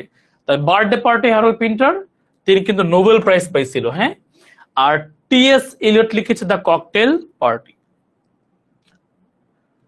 ঝুম্পা লাহিড়ী, এখান থেকে কোনো কিছু পড়ার নাই, তবে একটা পড়তে হবে। কি পড়তে হবে বলেন? নিচের কোন রাইটার ইন্ডিয়ান? আর কোনো কিছুই না, নিচের কোন রাইটার ইন্ডিয়ান, কারণ ইন্ডিয়ান বেশি পাওয়া যায় না। কেন জানেন? ঝুম্পা লাহিড়ী আছে, আর কে কি যেন ঋষি পুরায়ণ, তারপর হচ্ছে কৃষ্ণ স্বামী নারায়ণ স্বামী, আর কে নারায়ণ যেটা আছে, তারপর আছে হলো the god of small things Arundhati Roy আছে, তারপর কি আছে যেন ইন্ডিয়ানের একটা ভুলে গেলাম, ওই যে দ্য মহাত্মা লিখেছেন, দ্য ফাইন্যান্সিয়াল রিপোর্ট লিখেছেন, দ্য ফাইন্যান্সিয়াল এক্সপার্ট না কি যেন লিখেছেন, একটু পরে দেখবো এটা আমরা। যা পল সার্তে, তিনি কোন দেশ ছিলেন? ফ্রান্স। পড়াশোনা কিছু আছে না, এখান থেকে পড়াশোনা কিছুই নাই, এগুলো পরীক্ষাতে আসার মতো না বা আসবে না। এবার আসেন বরিস পস্তরনাক। এটা অবশ্যই পড়বেন, অবশ্যই পড়বেন। কি পড়বেন? পরীক্ষাতে আসবে সরকারের চাপে নিচের কোন রাইটার নোবেল প্রাইজ ত্যাগ করেছিলেন 1958 সালে? নাম কি? বরিস পস্তরনাক। ওকে, নীরজ চন্দ্র, ভালো বলেছেন, আর কে নারায়ণ এবং নীরজ চন্দ্র। এটা বিষয় কি, ইন্ডিয়ান রাইটার গুলো একটু ভালো মতো পড়বেন, কারণ বাংলাদেশের টিচাররা ইন্ডিয়ান রাইটারদের প্রতি দুর্বল। ঠিক আছে, একটা কোশ্চেন থাকেই। দুর্বল তো আমাদের বর্ডারিং কান্ট্রি, তো এই কারণে দুর্বল, অন্য কোনো কারণ নাই। কারণ খুঁজে পায় না, তো বোঝেন না, বাঙালি রাইটার তো বোঝেন না, এটা তো বাঙালি রাইটারও আছে এদের মধ্যে। এবং দেখা যায় আমাদের অরুন্ধতী রয় হচ্ছে কিছুদিন পর পরে বাংলাদেশে আসে, তাই এটা আমাদের জন্য একটা ভালো একটা পাওয়া। অরুন্ধতী রায় কি জন্য লিখছিল? The god of small things, the ministry of utmost happiness. Okay, এখান থেকে কি পড়বো আমরা? ডক্টর জিভাগো 42তম বিসিএস আসছিল, ডান, আর কোনো কিছু পড়া দরকার নাই। এবার আসেন জেমস জয়েস। আপনাদের কি খেয়াল আছে ইউলিসিস? খেয়াল আছে আপনাদের? ভুলে গিয়েছেন নাকি বলেন? ইউলিসিস খেয়াল আছে আমাদের? ইউলিসিস কবিতা লিখেছে কে বলেন তো? ইউলিসিস কবিতা লিখেছে লর্ড আলফ্রেড টেনিসন। ভিক্টোরিয়ান পিরিয়ডের the most famous poet Lord Alfred Tennyson লিখেছে ইউলিসিস। আর ইউলিসিস নোভেল লিখেছে জেমস জয়েস। কারণটা কি বলেছিলাম কি, যেই দুটি সাহিত্যকর্ম একই রকম এটা একটু বেশি পড়তে হবে। যেমন the rainbow, rainbow, patriotism, the patriot. Okay, Joseph Conrad, Joseph Conrad একটা পরীক্ষাতে আসে এখান থেকে, সেটা হলো এটা, লর্ড জিম আর টেল, আর কোনো কিছু আসে না। জোসেফ কনরাড একটাই আসে, কোনটা বলুন তো? লর্ড জিম আর টেল, আর কোনো কিছুই না। এবার আসেন, ওই যে বলছিলাম আর কে নারায়ণ, হ্যাঁ আর কে নারায়ণ, আর হচ্ছে কি ঋষিপুরম, কে হচ্ছে কি কৃষ্ণ স্বামী, তারপর হচ্ছে নারায়ণ স্বামী, বিশাল বড় নাম তাই না? আর কে নারায়ণ বিশাল বড় নাম। দেখেন ঋষিপুরম, কৃষ্ণ স্বামী, নারায়ণ স্বামী। দেখেন 38 বিসিএস এ কোশ্চেনটা কি আসছিল জানেন? কোশ্চেনটা আসছিল নিচের কোন রাইটার একজন ইন্ডিয়ান রাইটার, নিচের কোন রাইটার একজন লিডিং অথর অফ ইন্ডিয়া, এই কোশ্চেনটা আসছিল আর কে নারায়ণ। ঠিক আছে, ওই যে এখান থেকে আমরা তিনটাই পড়বো, হ্যাঁ তিনটা এখনই মুখস্থ করেন, তিনটা এখনই মুখস্থ করেন। The financial expert, waiting for the Mahatma, the guide, তিনটা এখনই মুখস্থ করেন। The financial expert, waiting for the Mahatma, the guide, এই তিনটা এখনই পড়বেন। ইন্ডিয়ান রাইটার গুলো প্লিজ একটা বাদ দিবেন না, ইন্ডিয়ান রাইটার একটা বাদ দিবেন না, আসবে দ্য মোস্ট ইম্পর্টেন্ট ওয়ান্স এগুলো। ইন্ডিয়ান রাইটার মানে important. The financial expert, waiting for the Mahatma, the guide. এবার আসেন রুপিয়ার্ড কিপলিং, দুটো ইম্পর্টেন্ট। রুপিয়ার্ড কিপলিং দুটো ইম্পর্টেন্ট, কেন ইম্পর্টেন্ট? বিকজ তিনি ইন্ডিয়ান, তিনি ইন্ডিয়ান, ঠিক আছে, তিনি ইন্ডিয়ান একজন, জন্মগ্রহণ মানে বংশসূত্রে কিন্তু ইন্ডিয়ান, ঠিক আছে, কিন্তু বসবাস করে বা থাকে কোথায়? ব্রিটিশে। দুটো ইম্পর্টেন্ট, কিম এবং দ্য জঙ্গল বুক। পরীক্ষাতে কিন্তু বিগত বছরের কোশ্চেন ছিল যে কিম কে লিখেছেন, কিম নোভেলটি কে লিখেছেন? রুপিয়ার্ড কিপলিং। কেন পরীক্ষাতে আসে? কারণ তিনি একজন ইন্ডিয়ান, ঠিক আছে। ওকে, স্যামুয়েল বেকেট একটাই পড়বো এখান থেকে আমরা, সেটি হলো waiting for Godot. Samuel Beckett, waiting for Godot. Iqbal লিখেছেন স্বামী কি এদের পদবী? ইয়েস, স্বামী হচ্ছে এদের পদবী। ইকবাল আপনাকে দেখে মনে হয়ে গেল রেপ আপন রেপ, এটা একটু বলে দেই, এটা নিয়ে বেশি একটা তথ্য পাওয়া যায় নাই, আমি অনেক ঘাটাঘাটি করেছি আপনার কথা মনে করে। রেপ আপন রেপ বলতে পারেন, রেপ আপন রেপ মানে কি? বারবার ধর্ষণ, বারবার ধর্ষণ করা কি রেপ আপন রেপ? না, অ্যাকচুয়ালি এখানে এই রেপ আপন রেপের আরেকটা নাম আছে, এটা আরেকটা নাম আছে, সেটা হলো রেপ আপন রেপের অপর নাম হলো দ্য জাস্টিস, অপর নাম হলো the justice caught, the justice caught in his own trap, এটা আরেকটা নাম। রেপ আপন রেপের আরেকটা নাম হলো the justice caught in his own trap, অর্থাৎ বিচারক তার নিজে যে ফাঁদ তৈরি করেছিলেন তিনি সেই ফাঁদে নিজেই পড়ে গেলেন। রেপ আপন রেপ মানে হলো ওই সময়টাতে বিচার ব্যবস্থা, সামাজিক ব্যবস্থা, রাজনৈতিক ব্যবস্থা এতটা জঘন্য ছিল, জঘন্যের উপরে আরো জঘন্য করে ফেলেছিলেন কে? আমাদের এই জাস্টিস। এই জাস্টিসের নাম ছিল উডকোক, এই জাস্টিসের নাম ছিল উডকোক, ঠিক আছে। উড মানে কাঠ, কাঠ মনে রাখেন, হ্যাঁ। তার মানে কি এই বিচার ব্যবস্থাটা এমনিতে কলাপস অবস্থা, এটার উপরে তিনি আরো বাজে অবস্থা করেছিলেন। তিনি ছিলেন কি একজন নারী লোভী, ক্ষমতা লোভী একজন বিচারক। উডকোক মনে রাখেন, তার নাম হচ্ছে উডকোক। পরীক্ষাতে আসবে কি জানেন? যে কেন্দ্রীয় চরিত্র বা প্রটাগনিস্ট কে বা জাস্টিসটা কে ছিলেন? উডকোক। ওকে, ওয়েটিং ফর গডও গেল। এবার আসেন Thomas Stearns Eliot, the most famous one, the most famous one, অনেক গুরুত্বপূর্ণ। তার থেকে পরীক্ষাতে সর্বপ্রথম পরীক্ষাতে প্রশ্ন আসবে তিনি কোন দেশে জন্মগ্রহণ করেন, এতে কোনো সন্দেহ নাই তিনি কোন দেশে জন্মগ্রহণ করেন, এটা হচ্ছে number 1 question. 2 number, the wasteland. Wasteland মানে কি? ল্যান্ড মানে ভূমি, আমাদের এই পৃথিবী। ওয়েস্ট মানে কি? নষ্ট, ধ্বংস, মানে আমাদের এই পৃথিবী ধ্বংস হয়ে গেছে। The love song of J Alfred Prufrock. এই the love song of J Alfred Prufrock মানে হলো এই যে একজন ব্যক্তি 41 বিসিএস আসছিল, এই ব্যক্তিটা ইনডিসিশনে ভোগে। ঠিক আছে, এই ব্যক্তিটা ইনডিসিশনে ভোগে। ইনডিসিশন মানে কি? তিনি ধরেন একটা নারীকে প্রস্তাব করতে যাবে কি যাবে না, তিনি মনে করে যে আমি মেয়েটাকে প্রস্তাব করব, আমার মাথায় তো চুল নাই, টাকলা, আমার ভুঁড়িটা একটু বেশি বড়, মেয়েটাকে আমাকে ফিরিয়ে দিবে কিনা, এই টাইপের একটা ইনডিসিশন। ঠিক আছে, মানে অলওয়েজ যে কোনো কিছুতে, এবং তিনি মনে মনে ভাবেন, কল্পনা করেন যে আমি মেয়েটার কাছে গেলাম, আমি তাকে একটা ফুল দিলাম, তিনি হচ্ছে আমাকে এরপরে প্রপোজ করলো, মানে সাডেনলি দেখে যে আরে আমি তো কল্পনা করতেছি, আমি কি আসলে এখন আবারই যাব নাকি যাব না, একটা ইনডিসিশনে অলওয়েজ তিনি ভোগেন। মার্ডার ইন দ্য ক্যাথেড্রাল, এটা বলছিলাম আপনাদেরকে আমি, এই ক্যাথেড্রালে মার্ডার হয়, ক্যাথেড্রালে মার্ডার হয়। ঠিক আছে, মার্ডারটা কে করেন? মার্ডার করেন হচ্ছে Henry, Henry, king Henry two, king Henry two. এই কিং হেনরি টু এর আমলে, তার নামটা যেন কি ভুলে গেলাম, এই মার্ডার ইন দ্য ক্যাথেড্রাল এটা মার্ডার হয়, কিং হেনরি টু এর আমলে একটা মার্ডার হয়। ওই সময়টাতে কিং হেনরি টু এর সাথে একজন ব্যক্তির কি, তিনি বাস্তব কথা বলেছিলেন, যাকে হত্যা করা হয়েছিল তিনি বাস্তব কথা বলেছিলেন, বাট রাজার বিরুদ্ধে যায় কথাটা, কিং হেনরির বিরুদ্ধে যায় কথাটা, এর ফলে তাকে ক্যাথেড্রালে হত্যা করা হয়।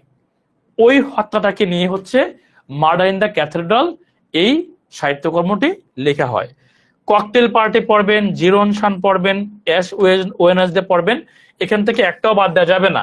টি.এস. এলিয়ট থেকে কোনো কিছুই বাদ দেওয়ার কোনো সুযোগ নাই, একেবারে সুযোগ নাই। ওকে, ভার্জিনিয়া ওলফ বাদ দেওয়া যাবে? নো, একটি সাহিত্যকর্ম এখান থেকে বাদ দেওয়া যাবে না, এটা মনে রাখবেন, তার প্রথম সাহিত্যকর্ম এটা। দ্য ভয়েস আউট তার প্রথম সাহিত্যকর্ম একটা, এটা। ভার্জিনিয়া ওলফ তো নামটা বুঝতেই পারতেছেন, ফিমেল নোভেলিস্ট।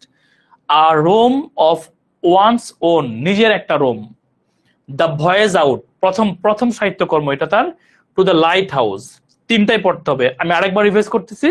আর room of one's own, the voyage out, to the lighthouse. ঠিক আছে, রোম এবং হাউস একটু এইভাবে মনে রাখেন না, রোম এবং হাউস হচ্ছে Virginia Woolf. Okay okay, William Butler Yeats, the most famous one, কোন দেশে বলেন তো? আয়ারল্যান্ডের। কোন দেশে বলেন? আয়ারল্যান্ডের। ন্যাশনাল পোয়েট অফ আয়ারল্যান্ড, এবং তাকে, তিনি কিন্তু জাতীয় কবি।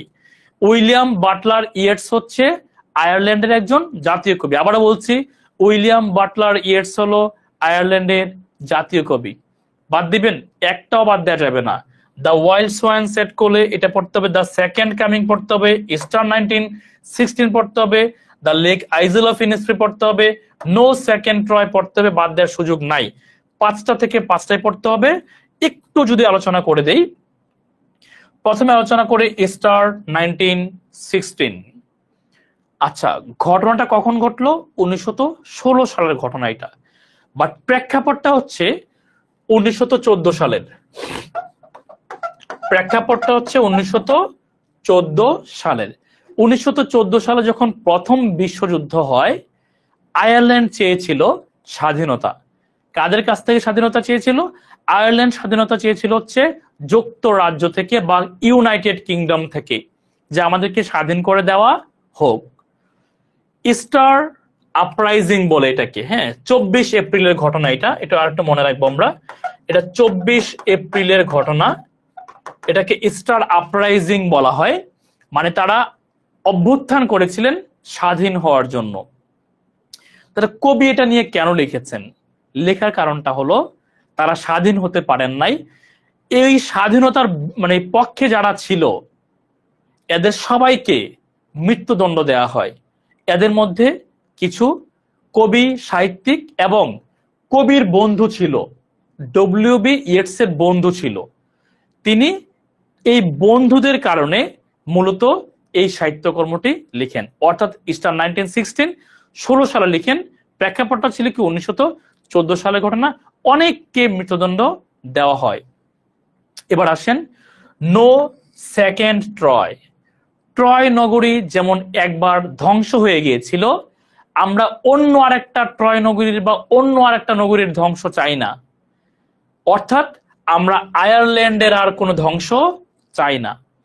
নো সেকেন্ড ট্রয়ের একটা চরিত্র মাডগান। নো সেকেন্ড ট্রয় এর চরিত্র হলো মাডগান।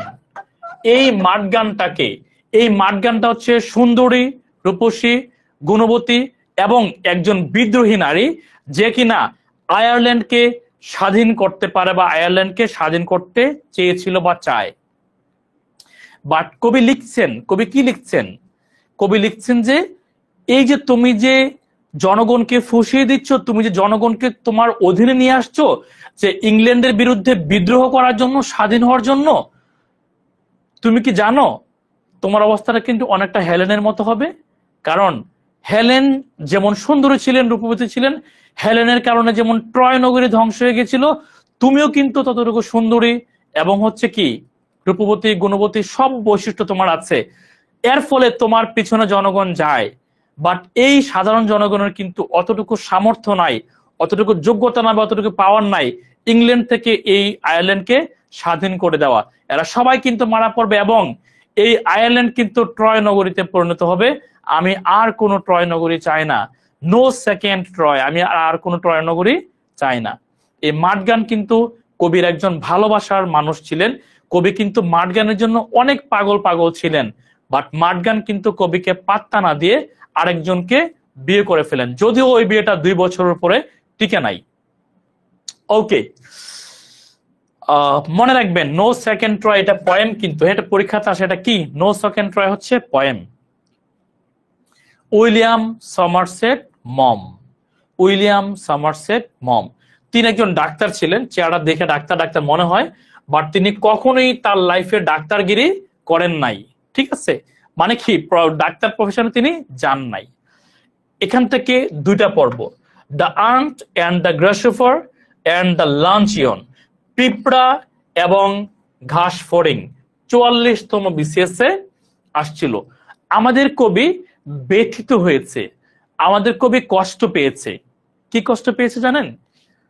পিঁপড়া অনেক পরিশ্রমী, গরমকালে সে খাবার জুগিয়ে রাখে শীতকালের জন্য। পিঁপড়া অনেক পরিশ্রমী, গরমকালে খাবার জুগিয়ে রাখে শীতকালের জন্য। গ্রাসহোফার হচ্ছে একটু উড়াধুরা টাইপের, ধর আবার কিসে জমানো, খামু আর হচ্ছে নাচমু আর হচ্ছে যখন আবার আসবে তখন হচ্ছে খাওয়ার চিন্তা করবে, এখন আর চিন্তা করার কোনো কিছু নাই। শীতকাল চলে আসলো, ঘাস ফড়িং এর খাবার শেষ হয়ে গিয়েছে। এবার ঘাস ফড়িং আসলো কার কাছে? পিঁপড়ার কাছে। এসে বলল, পিঁপড়া আমাকে খাবার দাও, আমার তো খাবার নাই, তুমি তো খাবার জমায় রাখছিলে কিছু। তখন পিঁপড়া ঘাস ফড়িংকে তাড়িয়ে দিয়েছে, যাও, খাবার নাই, যাও। আমাদের এই রাইটারের উইলিয়াম সমারসট মমের এটা ভালো লাগে নাই। তিনি কি চেয়েছিলেন বলেন তো? তিনি চেয়েছেন, হ্যাঁ, লা ফতের, হ্যাঁ ভালো বলছেন, লা ফতের গল্প এটা।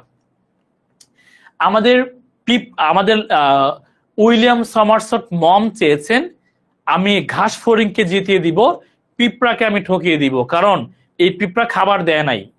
আমি ঘাস ফড়িংকে জিতিয়ে দিব, পিঁপড়াকে আমি ঠকিয়ে দিব। এবার তিনি রচনা শুরু করলেন। তিনি 2টা ভাইকে নিয়ে লিখলেন। একটা ভাই হচ্ছে ভাইয়ের নামটা জানি কি, টম রেমজে, নাম হচ্ছে টম রেমজে, আরেকটা হচ্ছে জর্জ রেমজে। টম রেমজে এবং আরেকটা হচ্ছে জর্জ রেমজে। আচ্ছা, আপনারা কি আমাকে বলতে পারবেন এই টম রেমজে এবং যে জর্জ রেমজের যে ঘটনা আছে, এই ঘটনাটার মূল থিমটা এখন কি হবে? এখন কি পিঁপড়া জিতে যাবে নাকি হচ্ছে ঘাস ফড়িং জিতে যাবে? আচ্ছা, আরেকটা বিষয়, লাঞ্চিয়নের ঘটনাটা কি খেয়াল আছে আপনাদের? বলেন তো, লাঞ্চিয়নের ঘটনাটা কি কি খেয়াল আছে? একটু বলেন তো, লাঞ্চিয়নের ঘটনাটা কি ছিল? বলেন তো, লাঞ্চিয়নের ঘটনাটা কি ছিল? ওই যে রাইটার, আমাদের ইন্টারমিডিয়েটের বইতে এটা আছে এখন, আমাদের ইন্টারমিডিয়েটের বইতে এটা এখন আছে, বুঝছেন? একটু খেয়াল করে দেখবেন, আমাদের ইন্টারমিডিয়েটের বইটাতে খেয়াল করবেন। ওকে, বলেন লাঞ্চিয়নের ঘটনাটা কি ছিল?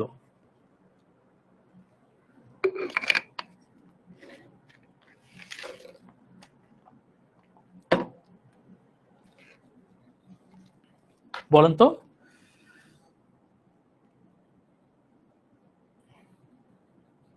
আচ্ছা, আমি একটু লিখে দিই আপনাদেরকে, সহজে বুঝতে পারবেন। এটা ধরেন হচ্ছে পিঁপড়ার পরিচয় দিয়ে দিলাম, পিঁপড়া, এবং এটা হচ্ছে ঘাস ফড়িং। শুধু গ্রাস লিখি আমরা, হ্যাঁ, গ্রাস লিখলে আমরা বুঝতে পারবো, গ্রাস লিখলে বুঝতে পারবো। এবার আসেন মূল ঘটনায় যাই। জর্জ রামজে হচ্ছে বড় ভাই, পিঁপড়া, ঠিক আছে? ছোট ভাই হচ্ছে টম রামজে, ঘাস ফড়িং। তো সে কি করে, বড় ভাই থেকে টাকা পয়সা নিয়ে সবসময় চলাফেরা করে ছোট ভাই। তো এই বড় ভাই হচ্ছে ছোট ভাইকে বলে, মানে টম, এই যে জর্জ রামজে পিঁপড়া, পিঁপড়া পিঁপড়া ছোট ভাইকে বলে, টমকে বলে, তুমি এভাবে চলাফেরা করো করো, একটু ভালোভাবে চলাফেরা করো, ঠিক আছে? একটু শান্তিতে চলাফেরা করো, একটু সিস্টেমেটিক ওয়েতে চলাফেরা করো, তাহলে তোমার হচ্ছে এরকম টাকার অভাব হয় না। বাট তার লাইফ হচ্ছে কি, খাবে দাবে আর উড়াবে, যে টাকা রাখবো কার জন্য আমি, ঠিক আছে? তো বারবারই তার ব্ল্যাকমেল করে করে সে বড় ভাই থেকে টাকা নিতে পারে। অনেক ঘটনা আছে, ঘটনা শেষ করতে পারবো না। সব সময় সে হচ্ছে বড় ভাই থেকে টাকা নিবেই। লাস্টে কি হয়েছে জানেন? সবার লাস্টে এই টম রামজে একটা বৃদ্ধ মহিলাকে বিয়ে করে। বৃদ্ধ মহিলাকে বিয়ে করে কেন? প্রচুর টাকার জন্য। বৃদ্ধ মহিলাটা বিয়ে করার কিছুদিন পরে মারা যায়। মারা যাওয়ার পর হচ্ছে সে অনেক সম্পদের, সম্ভবত $50 $50 বিলিয়ন না পাউন্ড, একটা এরকম কথা ছিল, মালিক হয়। অনেক অনেক, ঠিক আছে? তো এর মাধ্যমে আমাদের রাইটার বোঝাতে চেয়েছেন যে সে কিন্তু এখন অনেক টাকার মালিক, অনেক সম্পদের মালিক। সে তোমার ভাই, সে তোমার থেকে সারা জীবন নিয়েছে, ভালো লাইফ লিড করেছে। তার চেহারার দিকে তাকিয়ে দেখো, তার বয়স হচ্ছে 45, কিন্তু চেহারার দিকে তাকালে মনে হয় তার বয়স হচ্ছে 30। কারণ সে ভালো খেয়েছে, ভালো পড়েছে, তার কোনো টেনশন ছিল না, এবং সে এখন সাকসেসফুল, কারণ তার প্রচুর টাকা আছে। এখন তোমার দিকে তাকিয়ে দেখো, সে এখন হচ্ছে টাকা নাই। হ্যাঁ, সুগার মমি, ভালো কথা বলছেন। ওকে, উল্টা হয়ে গেল না? মনে করা দিলেন তো মোস্তাককে, তাই না? হাওয়ার উইলিয়াম ফকনার, এখান থেকে একটাই প্রশ্ন আসবে পরীক্ষাতে, মনে রাখবেন, আমেরিকান রাইটার, আর কিছু না। আমেরিকান রাইটার, আর এগুলি কিছু পড়া দরকার নেই। আবারও বলছি, উইলিয়াম ফকনার, আমেরিকান রাইটার, আর কিছুই পড়বেন না। আমি কিন্তু অনেক অ্যানালিসিস করে কথাগুলি বলি, যেটা পড়তে বলি সেটা পড়বেন, এর বাইরে পড়বেন না। বিকজ আমাদের মেইন টার্গেট হলো 10 থেকে 12 আমরা পাবো, শুধু আমি যতটুকু বলি এতটুকু পড়লেই।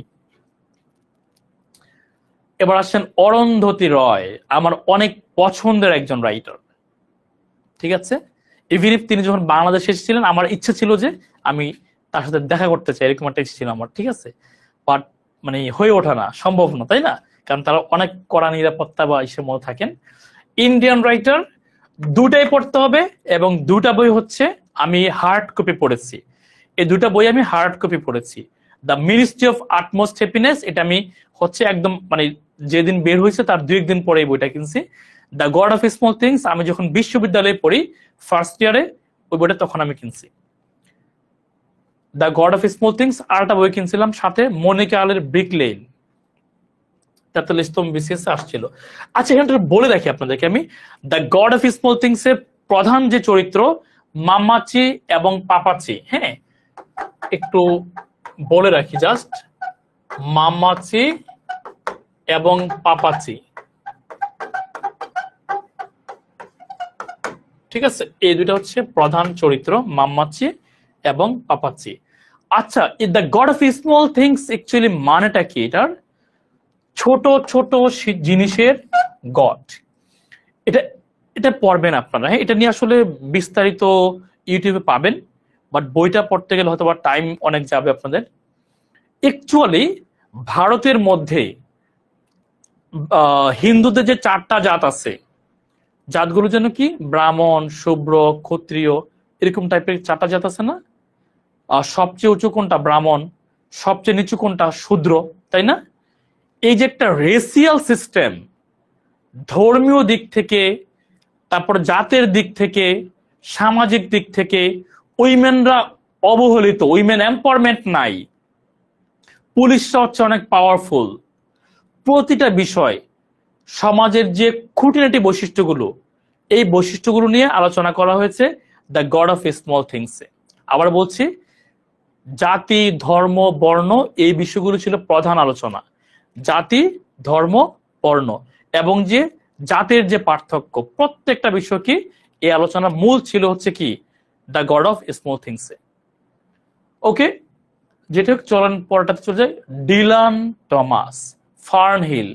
আচ্ছা, ফার্নহিলটা হচ্ছে একটা খামার, একটা খামার বা একটা কি বলবো বাগান, বাগান, খামার বা একটা বাগান। 41তম বিসিএস আসছে এটা, আমরা এখান থেকে একটাই পড়বো। ডিলান টমাস হচ্ছে যখন তিনি ছোট ছিলেন, তিনি হচ্ছে তখন তার যে আন্টি বা খালাম্মা ছিলেন তার বাসায় থাকতেন। ওইখানে তিনি ফার্নহিলে মানে দিনের বেলা ফার্নহিলে তার ভালো সময়গুলো কাটাতেন। খামারের মধ্যে বা বাগানের মধ্যে ফুল ছিল, ফল ছিল, পাখি ছিল। তিনি স্মৃতিচারণ করতে গিয়ে ফার্নহিল নামক খামার বা বাগানের আলোচনা করেছিলেন। ওয়াল্ট হুইটম্যান, পরীক্ষাতে জীবনও আসবে না, জাস্ট একটা বিষয় আসবে, ওয়াল্ট হুইটম্যান কোন দেশের জাতীয় কবি? ডান, আর কিছুই আসবে না। 2 নাম্বার, রবার্ট ফ্রস্ট, আসবে না? আসবে না। এই দুটো একটু পড়ে রাখেন, হ্যাঁ, এই দুটো একটু পড়ে রাখবেন, ঠিক আছে? রোড নট টেকেন, মেন্ডিং ওয়াল, তিনিও কি বলেন? জাতীয় কবি। আর রবার্ট ফ্রস্টের সেই লাইনটা, যে লাইনটা মনে করতে পারছিলাম না, এটা আমি অলওয়েজ বলি, হ্যাঁ, সাডেনলি অনেক কিছু মনে আসে না, বাট আমার অনেক পছন্দের একটা লাইন, ঠিক আছে? Okay, but I have promises to keep, এই যে টু কিপ ওয়ার্ডটা মনে আসছিল না বারবার, হ্যাঁ, এটা যদি আমি ডেইলি অন্তপক্ষে 4-5 বার এই লাইনটা আমি বলি, but I have promises to keep and Miles to go before I slip. আমি ফেসবুকে এটা অনেকবার স্ট্যাটাস দেই, আমার যখনই মনটা খারাপ থাকে আমার মনে হয় যে আরে, but I have promises to keep and Miles to go before I slip. গতকালকে আপনাদেরকে এরকম একটা লাইন বলেছিলাম আমি, তাই না? সেম একটা লাইন আছে, তাই না? বাট ওই যে I will never rest from travels, I will drink to the lees, এটাও same, but I have promises to keep and miles to go before I sleep, ঠিক আছে? ওকে, চলেন তাহলে এমিলি ডিকেনসন, কিছু পড়া দরকার নাই, একেবারে কিছু না, ন্যাশনাল পোয়েট অফ আমেরিকা, আর কোনো কিছুই পড়া দরকার নাই। এবার চলে আসবো নীরজ চন্দ্র চৌধুরী, অবশ্যই পড়তে হবে, বিকজ তিনি একজন ইন্ডিয়ান রাইটার, একটাও বাদ দেওয়া যাবে না। ইন্ডিয়ান রাইটার থেকে আমরা কোনো কিছুই বাদ দেব না। The autobiography of an unknown Indian, a passage to India, sorry India না, কিন্তু ইংল্যান্ড, ইংল্যান্ড, হ্যাঁ, এটা কিন্তু England. A passage to India ছিল কে? Edward Morgan Forster.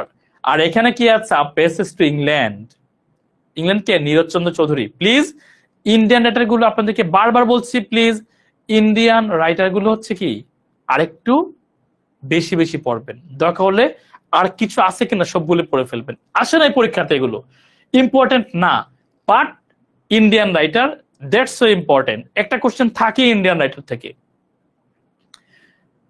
Pearl S বার্গ, অবশ্যই একজন আমেরিকান রাইটার, পরীক্ষাতে কি পড়বো? একটা পড়বো এখান থেকে, দ্য গোড আর্থ, কিছুই না, দ্য গোড আর্থ, ঠিক আছে?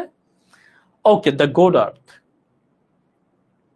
চলে আসলাম আমাদের প্রিভিয়াস ইয়ার্স প্র্যাকটিসে, দেখি কারা কারা সফল হতে পারেন। এটা কাজ করে চলেন, আমরা আজকে এটা কাজ করি, 10টা কোশ্চেন টার্গেট ধরেন। আমি একটাও অ্যান্সার বলবো না আজকে, 10টা কোশ্চেনের টার্গেট ধরেন, পরীক্ষা নেই আপনাদের একটা। হ্যাঁ, আপনাদের পরীক্ষা নেই, আপনারা অনেস্ট থাকবেন, অনেস্ট থাকবেন, ঠিক আছে? আপনারা অনেস্ট থেকে আজকে একটা পরীক্ষা দিবেন, 10টা কোশ্চেন অনেস্ট থেকে পরীক্ষা দিবেন, দেখি কে কত পান।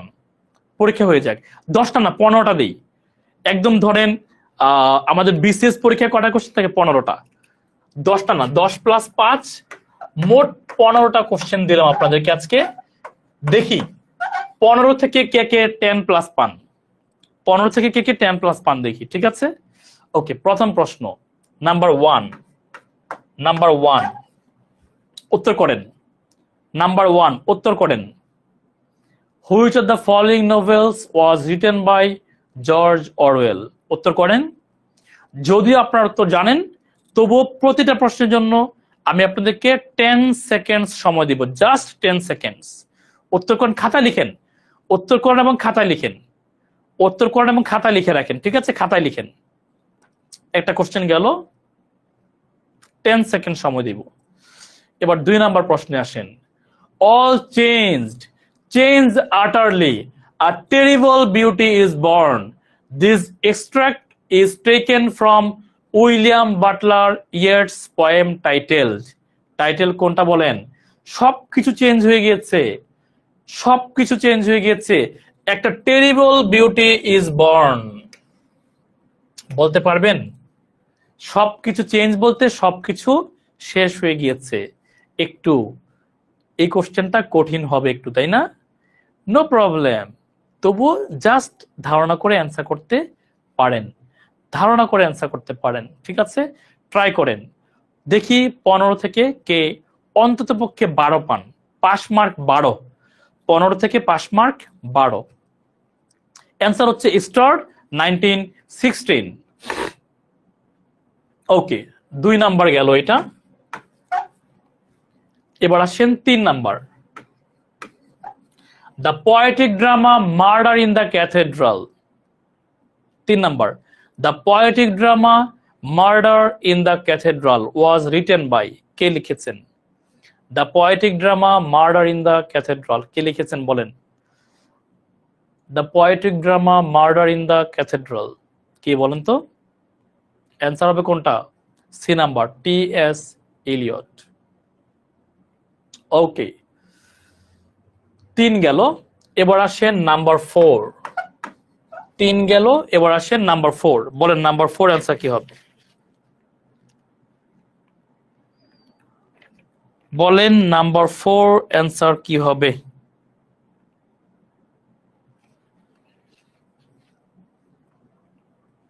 সিজার অ্যান্ড ক্লিওপেট্রা কে লিখেছেন? খেয়াল আছে আপনাদের? অ্যান্টনি অ্যান্ড ক্লিওপেট্রা হচ্ছে উইলিয়াম শেক্সপিয়ার। খেয়াল করেছেন? আপনাদেরকে কেন বারবার বলি, দেখেন 40তম বিসিএস আসছেন, দেখছেন কি বাজে অবস্থা? অপশন এ দেখেন, দেখছেন উইলিয়াম শেক্সপিয়ার নামটা প্রথমেই রাখা হয়েছে। এই কারণে বলি যে একটু সতর্ক থাকতে হবে, ডাবল নাম যেগুলো এগুলো একটু বেশি পড়বেন। নাম্বার 4 অ্যান্সার হচ্ছে a play by Bernard Shaw. Number 4 শেষ হয়ে গেল। এবার চলে আসলাম নাম্বার 5-এ। Who wrote the short story the ant and the grasshopper? বলেন অ্যান্সার কোনটা?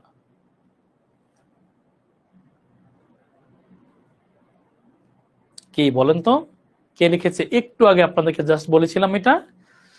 কি? ও হেনরি, জেকে রাউলিং, কি William Somerset Maugham? The answer is option B. 5 number শেষ হয়ে গেল। এবার আমরা চলে যাব হচ্ছে নাম্বার 6-এ। নো সেকেন্ড ট্রয়, আমরা আর কোন ট্রয় নগরী ধ্বংস হতে চাই না। কে বলেছিল? আয়ারল্যান্ডের একজন পয়েট, তাই না? কিন্তু এই নো সেকেন্ড ট্রয়টা কি বলেন? তিনি তো একজন পয়েট, আয়ারল্যান্ডের একজন পয়েট, তাই না? বলে দিলাম উইলিয়াম বাটলার ইয়েটস। কিন্তু পয়েট যেহেতু, তিনি কি লিখবেন? শর্ট স্টোরি লিখবেন, নোভেল লিখবেন, পোয়েম লিখবেন, নাকি ড্রামা লিখবেন? অবশ্যই অ্যান্সার হচ্ছে পোয়েম। নাম্বার 6 শেষ হয়ে গেল। এবার আসেন নাম্বার 7। নাম্বার 7 কোনো হিন্ট আপনাদেরকে দিব না। হু is not a modern poet, কোনো হিন্ট দেয়া যাবে না আজকে, পরীক্ষা চলতেছে, কোনো হিন্ট নাই। হু is not a modern poet, কোনো হিন্ট দেয়া যাবে না। হু is not a modern poet, কোনো হিন্ট আজকে দিব না। বলেন মডার্ন পয়েট কে? কে না নাকি not? Not a modern poet, not a modern poet, modern poet না কে? আমরা দেখতে পাচ্ছি এখানে রোমান্টিক পিরিয়ডের একজন পোয়েট আছে, তিনি হলেন জন কিটস। ওকে, ডান। 7 শেষ হয়ে গেল। এবার আসেন নাম্বার 8-এ। নাম্বার 8-এ আছে হু is the author of the novel the god of small things. The god of small things. আপনারা কি একটা বিষয় খেয়াল করেছেন? Indian writer, Indian writer, Indian writer, তাই না? খেয়াল করেছেন নিচের 3 জন কিন্তু ইন্ডিয়ান রাইটার। 43 বিসিএস আসছে, মনে রাখবেন ইন্ডিয়ান রাইটার গুলো যেগুলো আছে সব পড়ে ফেলবেন, একটাও বাদ দিবেন না, ঠিক আছে? ঝুম্পা লাহিড়ী, আর কে নারায়ণ, অরুন্ধতী রয়, তাই না? নাম্বার 8-এর অ্যান্সার কি বলেন? অরুন্ধতী রয়। এরপরে চলে আসলাম number 9-এ। Which of the following novels is not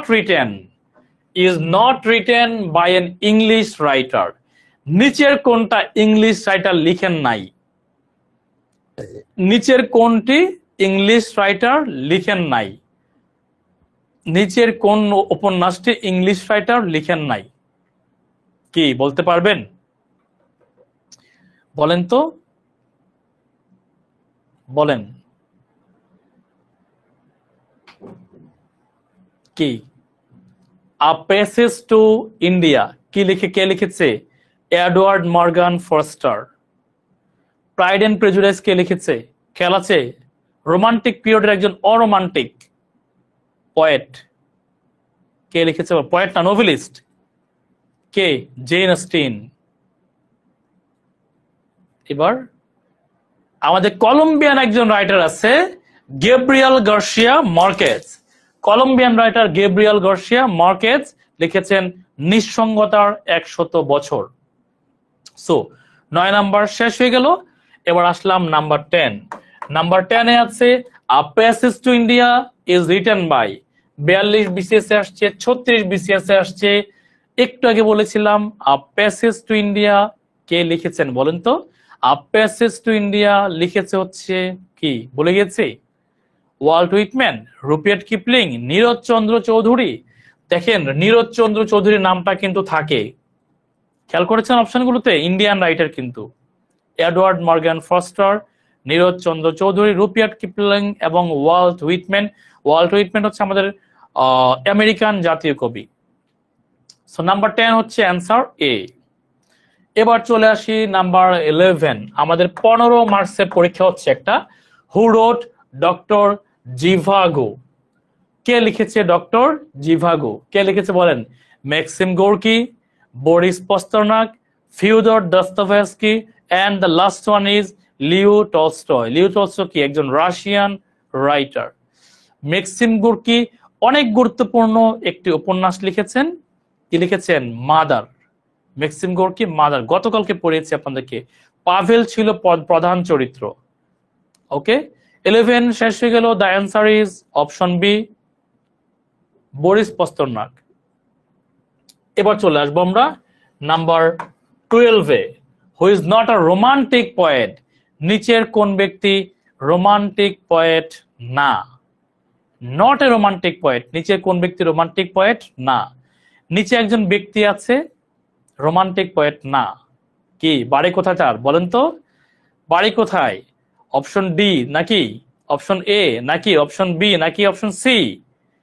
বলেন। Not a romantic poet. আমরা জানি টমাস স্ট্রান্স ইলিয়ট রোমান্টিক পয়েট না, তিনি একজন মডার্ন পয়েট এবং তিনি হচ্ছেন একজন আমেরিকান পয়েট। তিনি ইউএসএ জন্মগ্রহণ করেছিলেন। So the answer is option D, তাই না? অপশন অ্যান্সার কি বলেন? Answer D. এবার চলে যাব আমরা প্রশ্ন নাম্বার 13-তে। Adela Quested and Mrs Moore, খেয়াল আছে আপনাদের? Adela Quested and Mrs Moore are characters from novel. Adela Quested এবং মিসেস মোর হচ্ছে আমাদের কোন উপন্যাসের প্রধান চরিত্র বা ক্যারেক্টার্স। খেয়াল আছে আপনাদের? অ্যাডেলা কুইস্টেড এবং মিসেস মোর হচ্ছে ব্রিটিশ থেকে যে এসেছিল ইন্ডিয়াতে রনিকে দেখার জন্য, ডক্টর আজিজের সাথে যে ঝামেলা হয়ে গিয়েছিল, খেয়াল আছে? ভারতকে শোষণ করা অবস্থায় ছিল, তখন ভারত ব্রিটিশের অধীনে ছিল, রনি ছিল হচ্ছে ম্যাজিস্ট্রেট একজন। কি অ্যান্সার কি হবে? অ্যান্সার হবে আ passage to India. Okay, a passage to India. 13 number শেষ হয়ে গেল। এবার আমরা যাব হচ্ছে নাম্বার 14, লেডি চ্যাটার্লিস লাভার। খেয়াল আছে আপনাদের? লেডি চ্যাটার্লিস লাভার কি? কে অ্যান্সার হবে বলেন? লেডি চ্যাটার্লিস লাভার, ওই যে কোনি মেয়েটা, খেয়াল আছে? ওই যে ক্লিফার্ডের ওয়াইফ কোনি, এবং কোনি যে হচ্ছে ওই যে চক্কর মারে, কার সাথে চক্কর মারে বলেন তো? খেয়াল আছে? অলিভার নামক চাকরের সাথে যে চক্কর মেরে প্রেগনেন্ট হয়েছিল, এবং কি একটা বাচ্চা, কি তার অনেক ইচ্ছা ছিল যে তিনি একটা মা হবেন।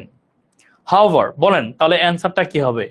14 নাম্বার অ্যান্সার কি বলেন তো? 14 নাম্বার অ্যান্সার কি বলেন?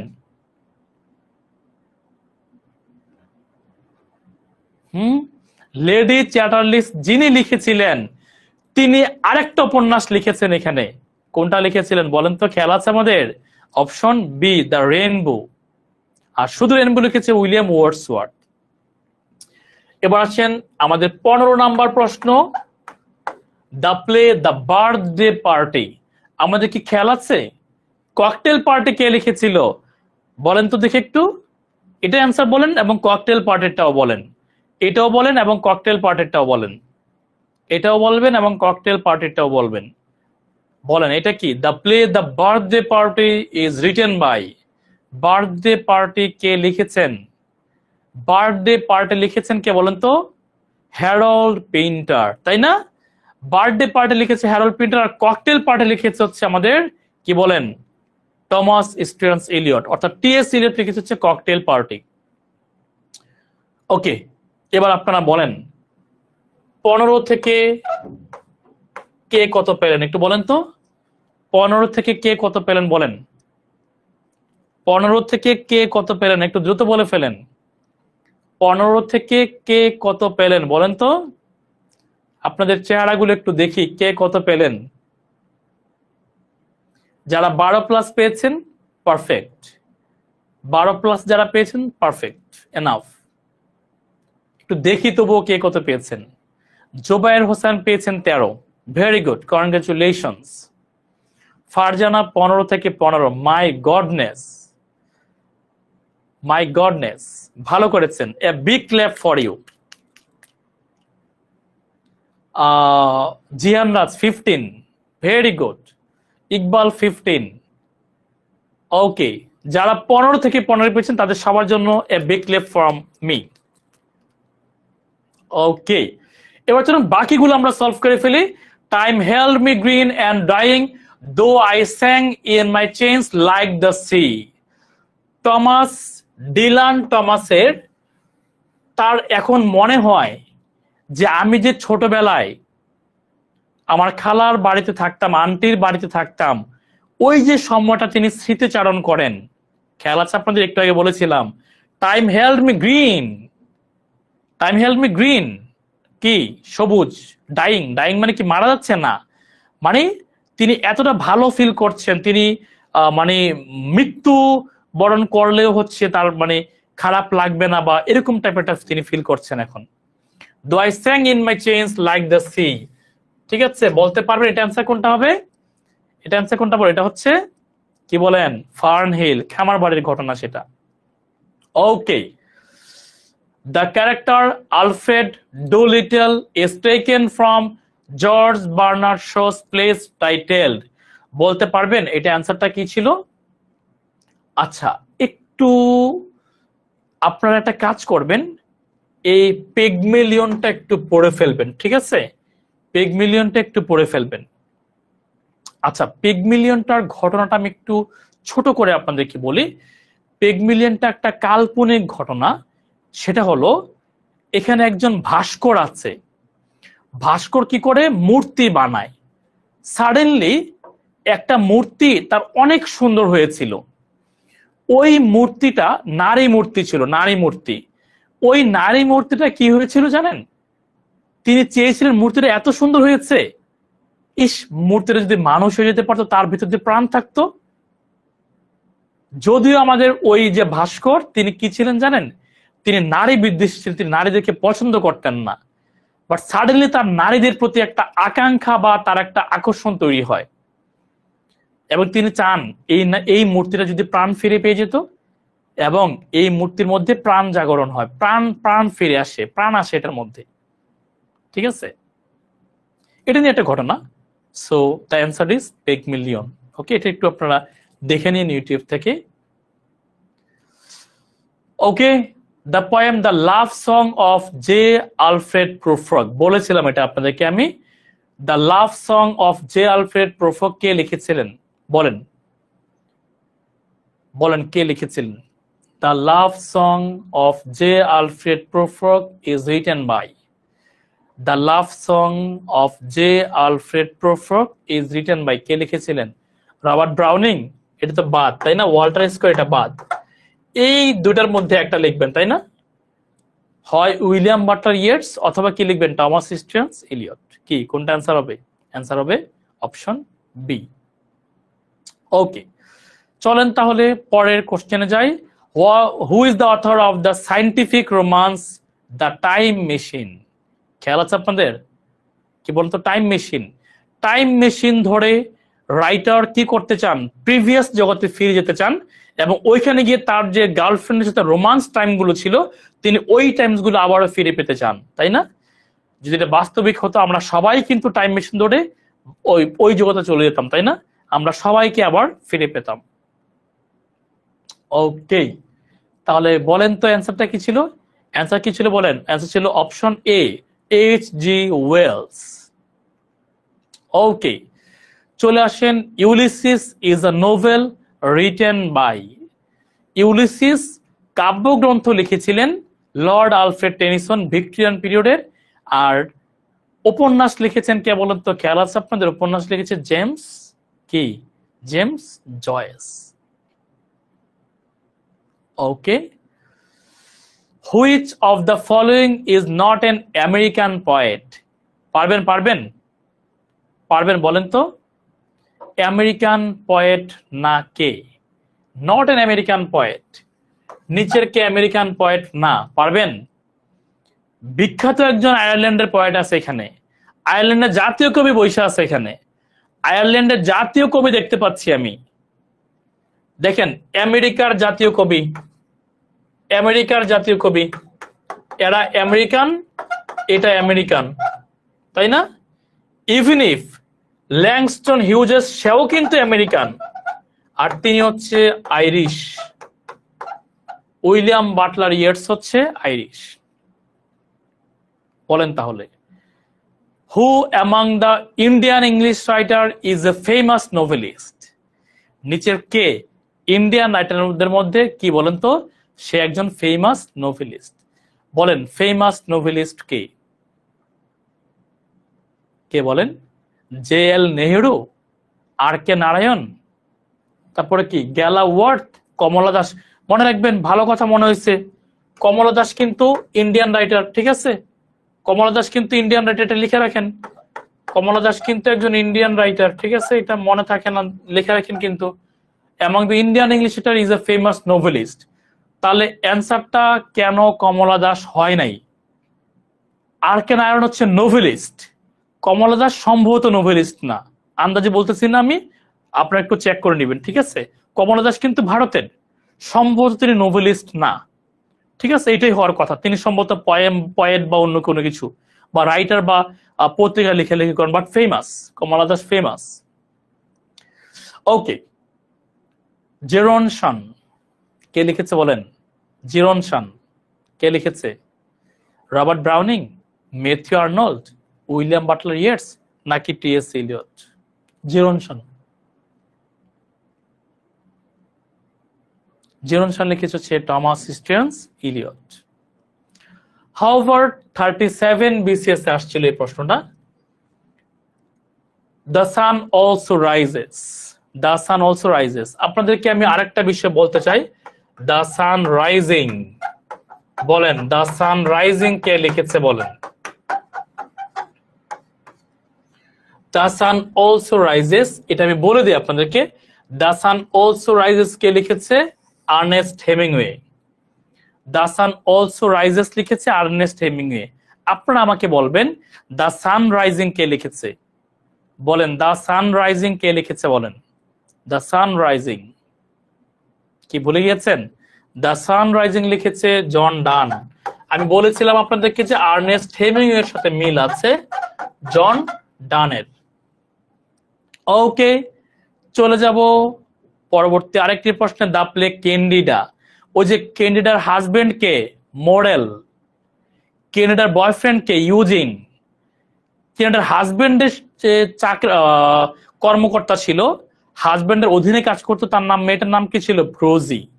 তাহলে ক্যান্ডিডা কে লিখেছে? খেয়াল আছে আমাদের? ক্যান্ডিডা লিখেছে আমাদের মডার্ন পিরিয়ডের ফাদার, মডার্ন পিরিয়ডের ড্রামার ফাদার, যাকে কিনা উইলিয়াম শেক্সপিয়ারের সাথে কম্পেয়ার করা যাবে।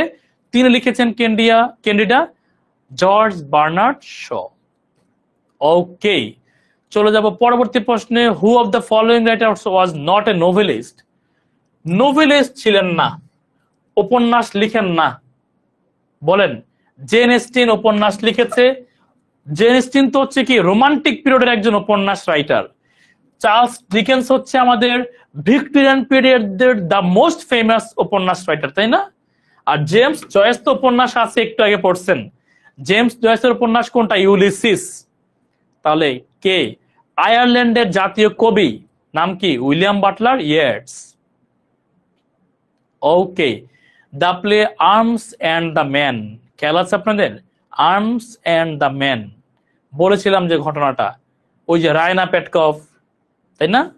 তারপর সার্জিয়াস, ব্লোনসলি, লৌকা, ভুলে গিয়েছেন? কে লিখেছে এটা? বলেন arms and the man.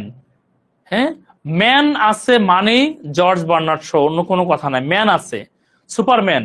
Arms and the man, man আছে মানেই George Bernard show.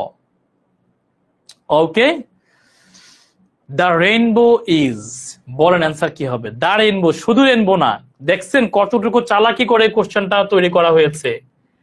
The rainbow is a poem by Wordsworth না, শুধু রেইনবো হচ্ছে পোয়েম বাই ওয়ার্ডসওয়ার্থ, আর দ্য রেইনবো হচ্ছে কি? বলেন শুধু রেইনবো হচ্ছে poem by Wordsworth, the rainbow হচ্ছে একটা উপন্যাস ডেভিড হার্ভার্ট লরেন্সের। So the answer is option C. কি? বলেন who is the greatest English dramatist? কি নাম বলা দরকার আছে? ইংলিশ ড্রামাটিস্ট কে বলেন? English comedy Jihan Raj. Arms and the man হচ্ছে ফুল কমেডি, ফুল কমেডি। মিলন হয়েছে, মিলন হয়েছে। যারা যাকে চাইছে তাকে সে পাইছে, লোককে চাইছে সার্জিয়াস, পাইছে সে। কে বলেন? জর্জ বার্নার্ড শ, তাই না? ওকে, তারপর who is the author of for whom the bell tolls? For whom the bell tolls কি মনে আছে? For whom the bell tolls লিখেছে দুইজন। For whom the bell tolls লিখেছে দুইজন, জন ডান লিখেছে এবং বলেন for whom the bell tolls দুজন লিখেছে, একজন লিখেছে জন ডান। আর জন ডানকে আমরা কম্পেয়ার করছি কার সাথে? খেয়াল আছে আমাদের? বলেন কে? Ernest Hemingway. Okay, to the lighthouse বলেছিলাম আপনার, হাউস এবং রোম। হ্যাঁ, ওনস রোম, নিজের room. To the lighthouse, the voyage out, এই তিনটা। One's room, the voyage out, to the lighthouse. Room এবং হাউস নিয়ে লিখেছেন কে? আমাদের সেই মহিলা রাইটার। কি বলেছিলাম? রোম, ওনস রোম, নিজের রোম, তারপর টু দ্য লাইট হাউস এবং দ্য ভয়েস আউট, এই তিনটা মহিলা রাইটার। কে লিখেছে বলেন? কে লিখেছেন? Virginia wolf.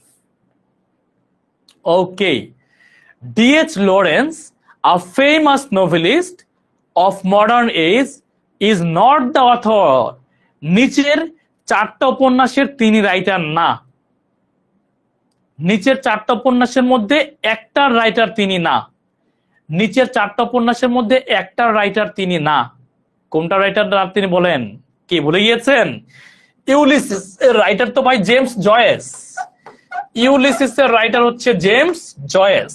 সো ডি নাম্বারটা তিনি লিখেন নাই, ডি নাম্বারটা লিখেছে কে? James Joyce. The answer is option D. Okay, who was the first, what was the first novel of Virginia Woolf? বলেছিলাম আপনাদেরকে আমি, আউট আউট, যে কথাটার মধ্যে আউট আছে তাই না, যেটার মধ্যে আউট ছিল, খেয়াল আছে আপনাদের? বলে গিয়েছেন আউট কথাটা বলেছিলাম, যে আউটটা হচ্ছে ভার্জিনিয়া উলফের কি প্রথম লেখা উপন্যাস। ওকে, টি.এস. ইলিয়ট ওয়াজ বর্ন, কোথায় জন্মগ্রহণ করেছিল? ভুলে গিয়েছেন? T.S.. Eliot, Thomas Stearns Eliot জন্মগ্রহণ করেছেন ইউএসএ তে, তাই না? The answer is option D. The literary work the wasteland, পতিত জমি বা ধ্বংস জমি, বা আমাদের এই বিশ্বটা ধ্বংস হয়ে গিয়েছে, কে লিখেছেন? ভুলে গিয়েছেন? বলতে পারবেন? বলেন তো কে লিখেছেন? লিটারেরি ওয়ার্ক দ্য ওয়েস্টল্যান্ড সবচেয়ে বিখ্যাত কবিতা, কাব্যগ্রন্থ, কে লিখেছেন বলেন? Thomas Stearns Eliot. মনে রাখবেন, টমাস স্টিয়ান ইলিয়টকে কিন্তু বলা হয় অবজেক্টিভ কোরিলেটিভের জনক, অবজেক্টিভ কোরিলেটিভের জনক তাকে বলা হয়। আচ্ছা, অবজেক্টিভ কোরিলেটিভটা আবার কি? অবজেক্টিভ কোরিলেটিভটা বেসিক্যালি কি জানেন? অবজেক্টিভ কোরিলেটিভটা হলো, ধরেন আপনার লাইফে কিছু ঘটনা ঘটেছে, এইটা একটা ঘটনা, এটা একটা অবজেক্ট, এটা একটা অবজেক্ট, এটা একটা অবজেক্ট, এটা একটা অবজেক্ট। কবি কি করলো? এই 5টা অবজেক্টকে নিয়ে তিনি একটা সাহিত্যকর্ম লিখলো। আপনি তখন দেখলেন যে কিরে, এগুলো তো আমার লাইফের সাথে মিলে যায়, এগুলো আমার লাইফের সাথে মিলে যায়, এগুলো আমার ইমোশনের সাথে মিলে যায়। তো কবিরা এরকম ভাবে লেখা ট্রাই করেন যাতে আপনার লাইফের সাথে ম্যাচিং হয়ে যায়, আপনার ইমোশনের সাথে ম্যাচিং হয়ে যায়, এই বিভিন্ন অবজেক্টস গুলো, বিভিন্ন ইভেন্টস গুলো ম্যাচিং হয়ে যায়। এই ম্যাচিং হয়ে যাওয়াটা, ইমোশনের সাথে ম্যাচিং হয়ে যাওয়াটাকে আমরা বলছি অবজেক্টিভ কোরিলেটিভ বা থিওরি অফ অবজেক্টিভ কোরিলেটিভ। এই যে এটাই, who is famous for the theory of objective correlative? কে? একটু আগে বলে দিচ্ছি, T S. Eliot. Okay, who of the following was a poet?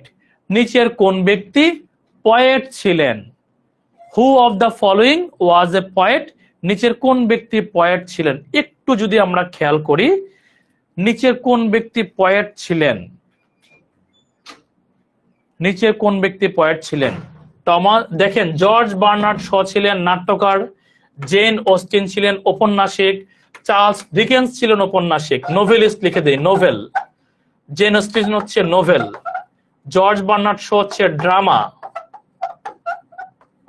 R Thomas Stearns Eliot হচ্ছে একজন পয়েট। ওকে, ডান। আর রাশিয়ান অথর হু রিফিউজড নোবেল প্রাইজ, খেয়াল আছে আপনাদের? রাশিয়ান একজন অথর কিন্তু নোবেল প্রাইজ রিফিউজ করেছিল, তার নামটা কি বলেন? রাশিয়ান একজন অথর, তিনি নোবেল প্রাইজ হচ্ছে রিফিউজ করেছিলেন, বলেন দেখি। The name is Boris Pasternak. তারপর the good earth has been written by, এইটা একটু কঠিন আছে। দ্য গোড আর্থ, আমি বলেছিলাম যে ওই রাইটার থেকে শুধু একটাই পড়বেন, বলছিলাম ওই রাইটার থেকে শুধু একটা পড়বেন, দ্য গোড আর্থ পড়বেন, আর কোনো কিছু পড়বেন না। বলেছিলাম শুধুই দ্য গোড আর্থ পড়বেন, আর কিছু পড়বেন না। বলেন গোড আর্থ কে লিখেছে? বলেন Pearl S Buck, Pearl S Buck. Okay, Ernest Hemingway is the author of, Ernest Hemingway কোনটার অথর বলেন তো? আর্নেস্ট হেমিংওয়ে কোনটা? For whom the bell tolls, the sun also rises, আর কোনটা? এবং ওই যে কি খেয়াল আছে, the old man and the sea. কি পারা যাবে না? অবশ্যই পারা যাবে। Who writes waiting for Godot, waiting for Godot, waiting for Godot মানে কি জানেন? আমরা আশা করি ভালোর জন্য, গড মানে ভালো, আমরা সবাই ভালোর জন্য আশা করি না? আমি আশা করি যে আগামীকালকের দিনটা আমার আরো ভালো যাবে, এর পরের দিনটা আরো ভালো যাবে, আপনি আশা করেন আপনি একটা চাকরি পাবেন, আরো ভালো করবেন, এটা আমরা সবাই আশা করি। We all are waiting for Godot. So কে লিখছে বলেন? Samuel Beckett. একটু কারেকশন করে দেই, মার্ডার ইন দ্য ক্যাথেড্রালে স্যামুয়েল বেকেট ছিল না, রাজা যে হত্যা করেছিল স্যামুয়েল বেকেট না, ভুল বলেছিলাম, টমাস বেকেট, ওটা ছিল Thomas Beckett. Murder in the ক্যাথেড্রালে কিং হেনরি টু হত্যা করেছিল টমাস বেকেটকে, স্যামুয়েল বেকেট কেন, হ্যাঁ, Thomas Beckett. Okay, but I have promises to keep and miles to go before I sleep, before I sleep. খুবই সহজ, উত্তর হচ্ছে রবার্ট ফ্রস্ট, আমেরিকার জাতীয় কবি। Who is the father of modern English literature? বলেন মডার্ন ইংলিশ লিটারেচারের father কে? কে আর? George Bernard Shaw. খুবই খুবই important. Who wrote crime and punishment? বলেছিলাম মোটা একটা বই, ক্রাইম এন্ড পানিশমেন্ট মোটা একটা বই, কে লিখেছে বলেন? এটা আমি বলবো না, এটা আপনারা বলবেন। ক্রাইম এন্ড পানিশমেন্ট কে লিখেছে, এটা আপনারা বলবেন। বলেন কে লিখেছে? লিখেছে ফিওদর দস্তয়েভস্কি। ওকে, এবার চলে যাব, আর কোথাও যাব? যাওয়ার আর জায়গা নাই, বিকজ আমাদের আজকে এই ক্লাসটি এখানে শেষ হয়ে গেল। আমার কাছে মনে হচ্ছে যে আমাদের লিটারেচার পার্ট কিন্তু আজকে শেষ হয়ে গেল, তাই না? লিটারেচার ক্লাসটি ডান হয়ে গেল। আমার নিজের কাছে অনেকটা রিল্যাক্সড ফিল করছি এই কারণে যে আল্লাহ তাআলা আমাকে সুস্থভাবে লিটারেচার ক্লাসগুলো শেষ করতে পেরেছি আমি। এবার আপনাদের পরীক্ষা যখনই হয়ে যাক, আপনারা ক্লাসগুলো বারবার রেকর্ড ক্লাসগুলো রিভাইজ করবেন আর প্রশ্নগুলো বারবার সলভ করবেন। মনে রাখবেন এখানে যতগুলো এমসিকিউ প্রশ্ন আমি দিয়েছি আন্দাজে দেই নাই, প্রতিটা এমসিকিউ প্রশ্ন অনেক গবেষণা করে এক্সপেরিয়েন্সের আলোকে এইভাবে আসতে পারে। ঠিক আছে, ওকে। তাহলে বলেন কারো কোনো কোশ্চেন আছে কিনা আজকের ক্লাসটিতে? একটু দ্রুত বলে ফেলেন। কারো কোনো কোশ্চেন থাকলে বলে ফেলেন, আদারওয়াইজ হচ্ছে আমরা আজকে ক্লাসটি এন্ড করে দিচ্ছি। আমার কাছে ভালো লাগছে যে আপনাদের ক্লাসটি লিটারেচারের পার্টটুকু শেষ হয়ে গেল। এবার বিসিএস পরীক্ষা যখনই হবে নো প্রবলেম, আপনারা জাস্ট কি করবেন? রেকর্ড ক্লাস দেখবেন আর বিগত বছরের প্রশ্নগুলো বারবার সলভ করবেন, বিগত বছরের প্রশ্নগুলো বারবার সলভ করবেন। ওকে, জিয়ানরা সেপ্টেম্বর অন যশোর রোড। আচ্ছা, সেপ্টেম্বর অন যশোর রোড হচ্ছে কে লিখছে বলেন? খেয়াল আছে আমাদের? হ্যাঁ, ওই যে সেপ্টেম্বর অন যশোর রোড, যে বাবা মারা যায়, মা মারা যায়, thousands of father, thousands of mother, এটা কবিতা একটু দেখে নিন আপনারা। অ্যালেন্স গিন্সবার্গের কবিতা, এটা অ্যালেন্স গিন্সবার্গের কবিতা। এটা হচ্ছে এরকম টাইপের অনেকটা, যে লক্ষ লক্ষ মানুষ, হাজার হাজার মানুষ হচ্ছে মৃত মরে পড়ে আছে, হ্যাঁ, এরকম টাইপের একটা কি মেনি ফাদার্স মেনি মাদার্স, কি যেন লাইনটা ভুলে গেলাম আমি, বাট মূল থিমটা হচ্ছে অনেক মানুষ যে মারা যায় তার চোখের সামনে ওই মৃত মানুষদেরকে নিয়ে হচ্ছে, রাস্তায় পড়ে আছে মানুষ, ওই মৃত মানুষদেরকে নিয়ে হচ্ছে তিনি এটা লিখেছিলেন। এটা আমি হচ্ছে একটা কোন একটা ক্লাসে জন্য পড়াইছিলাম। ওকে, তো ঠিক আছে, তাহলে ভালো থাকেন সবাই। Thank you very much, good night.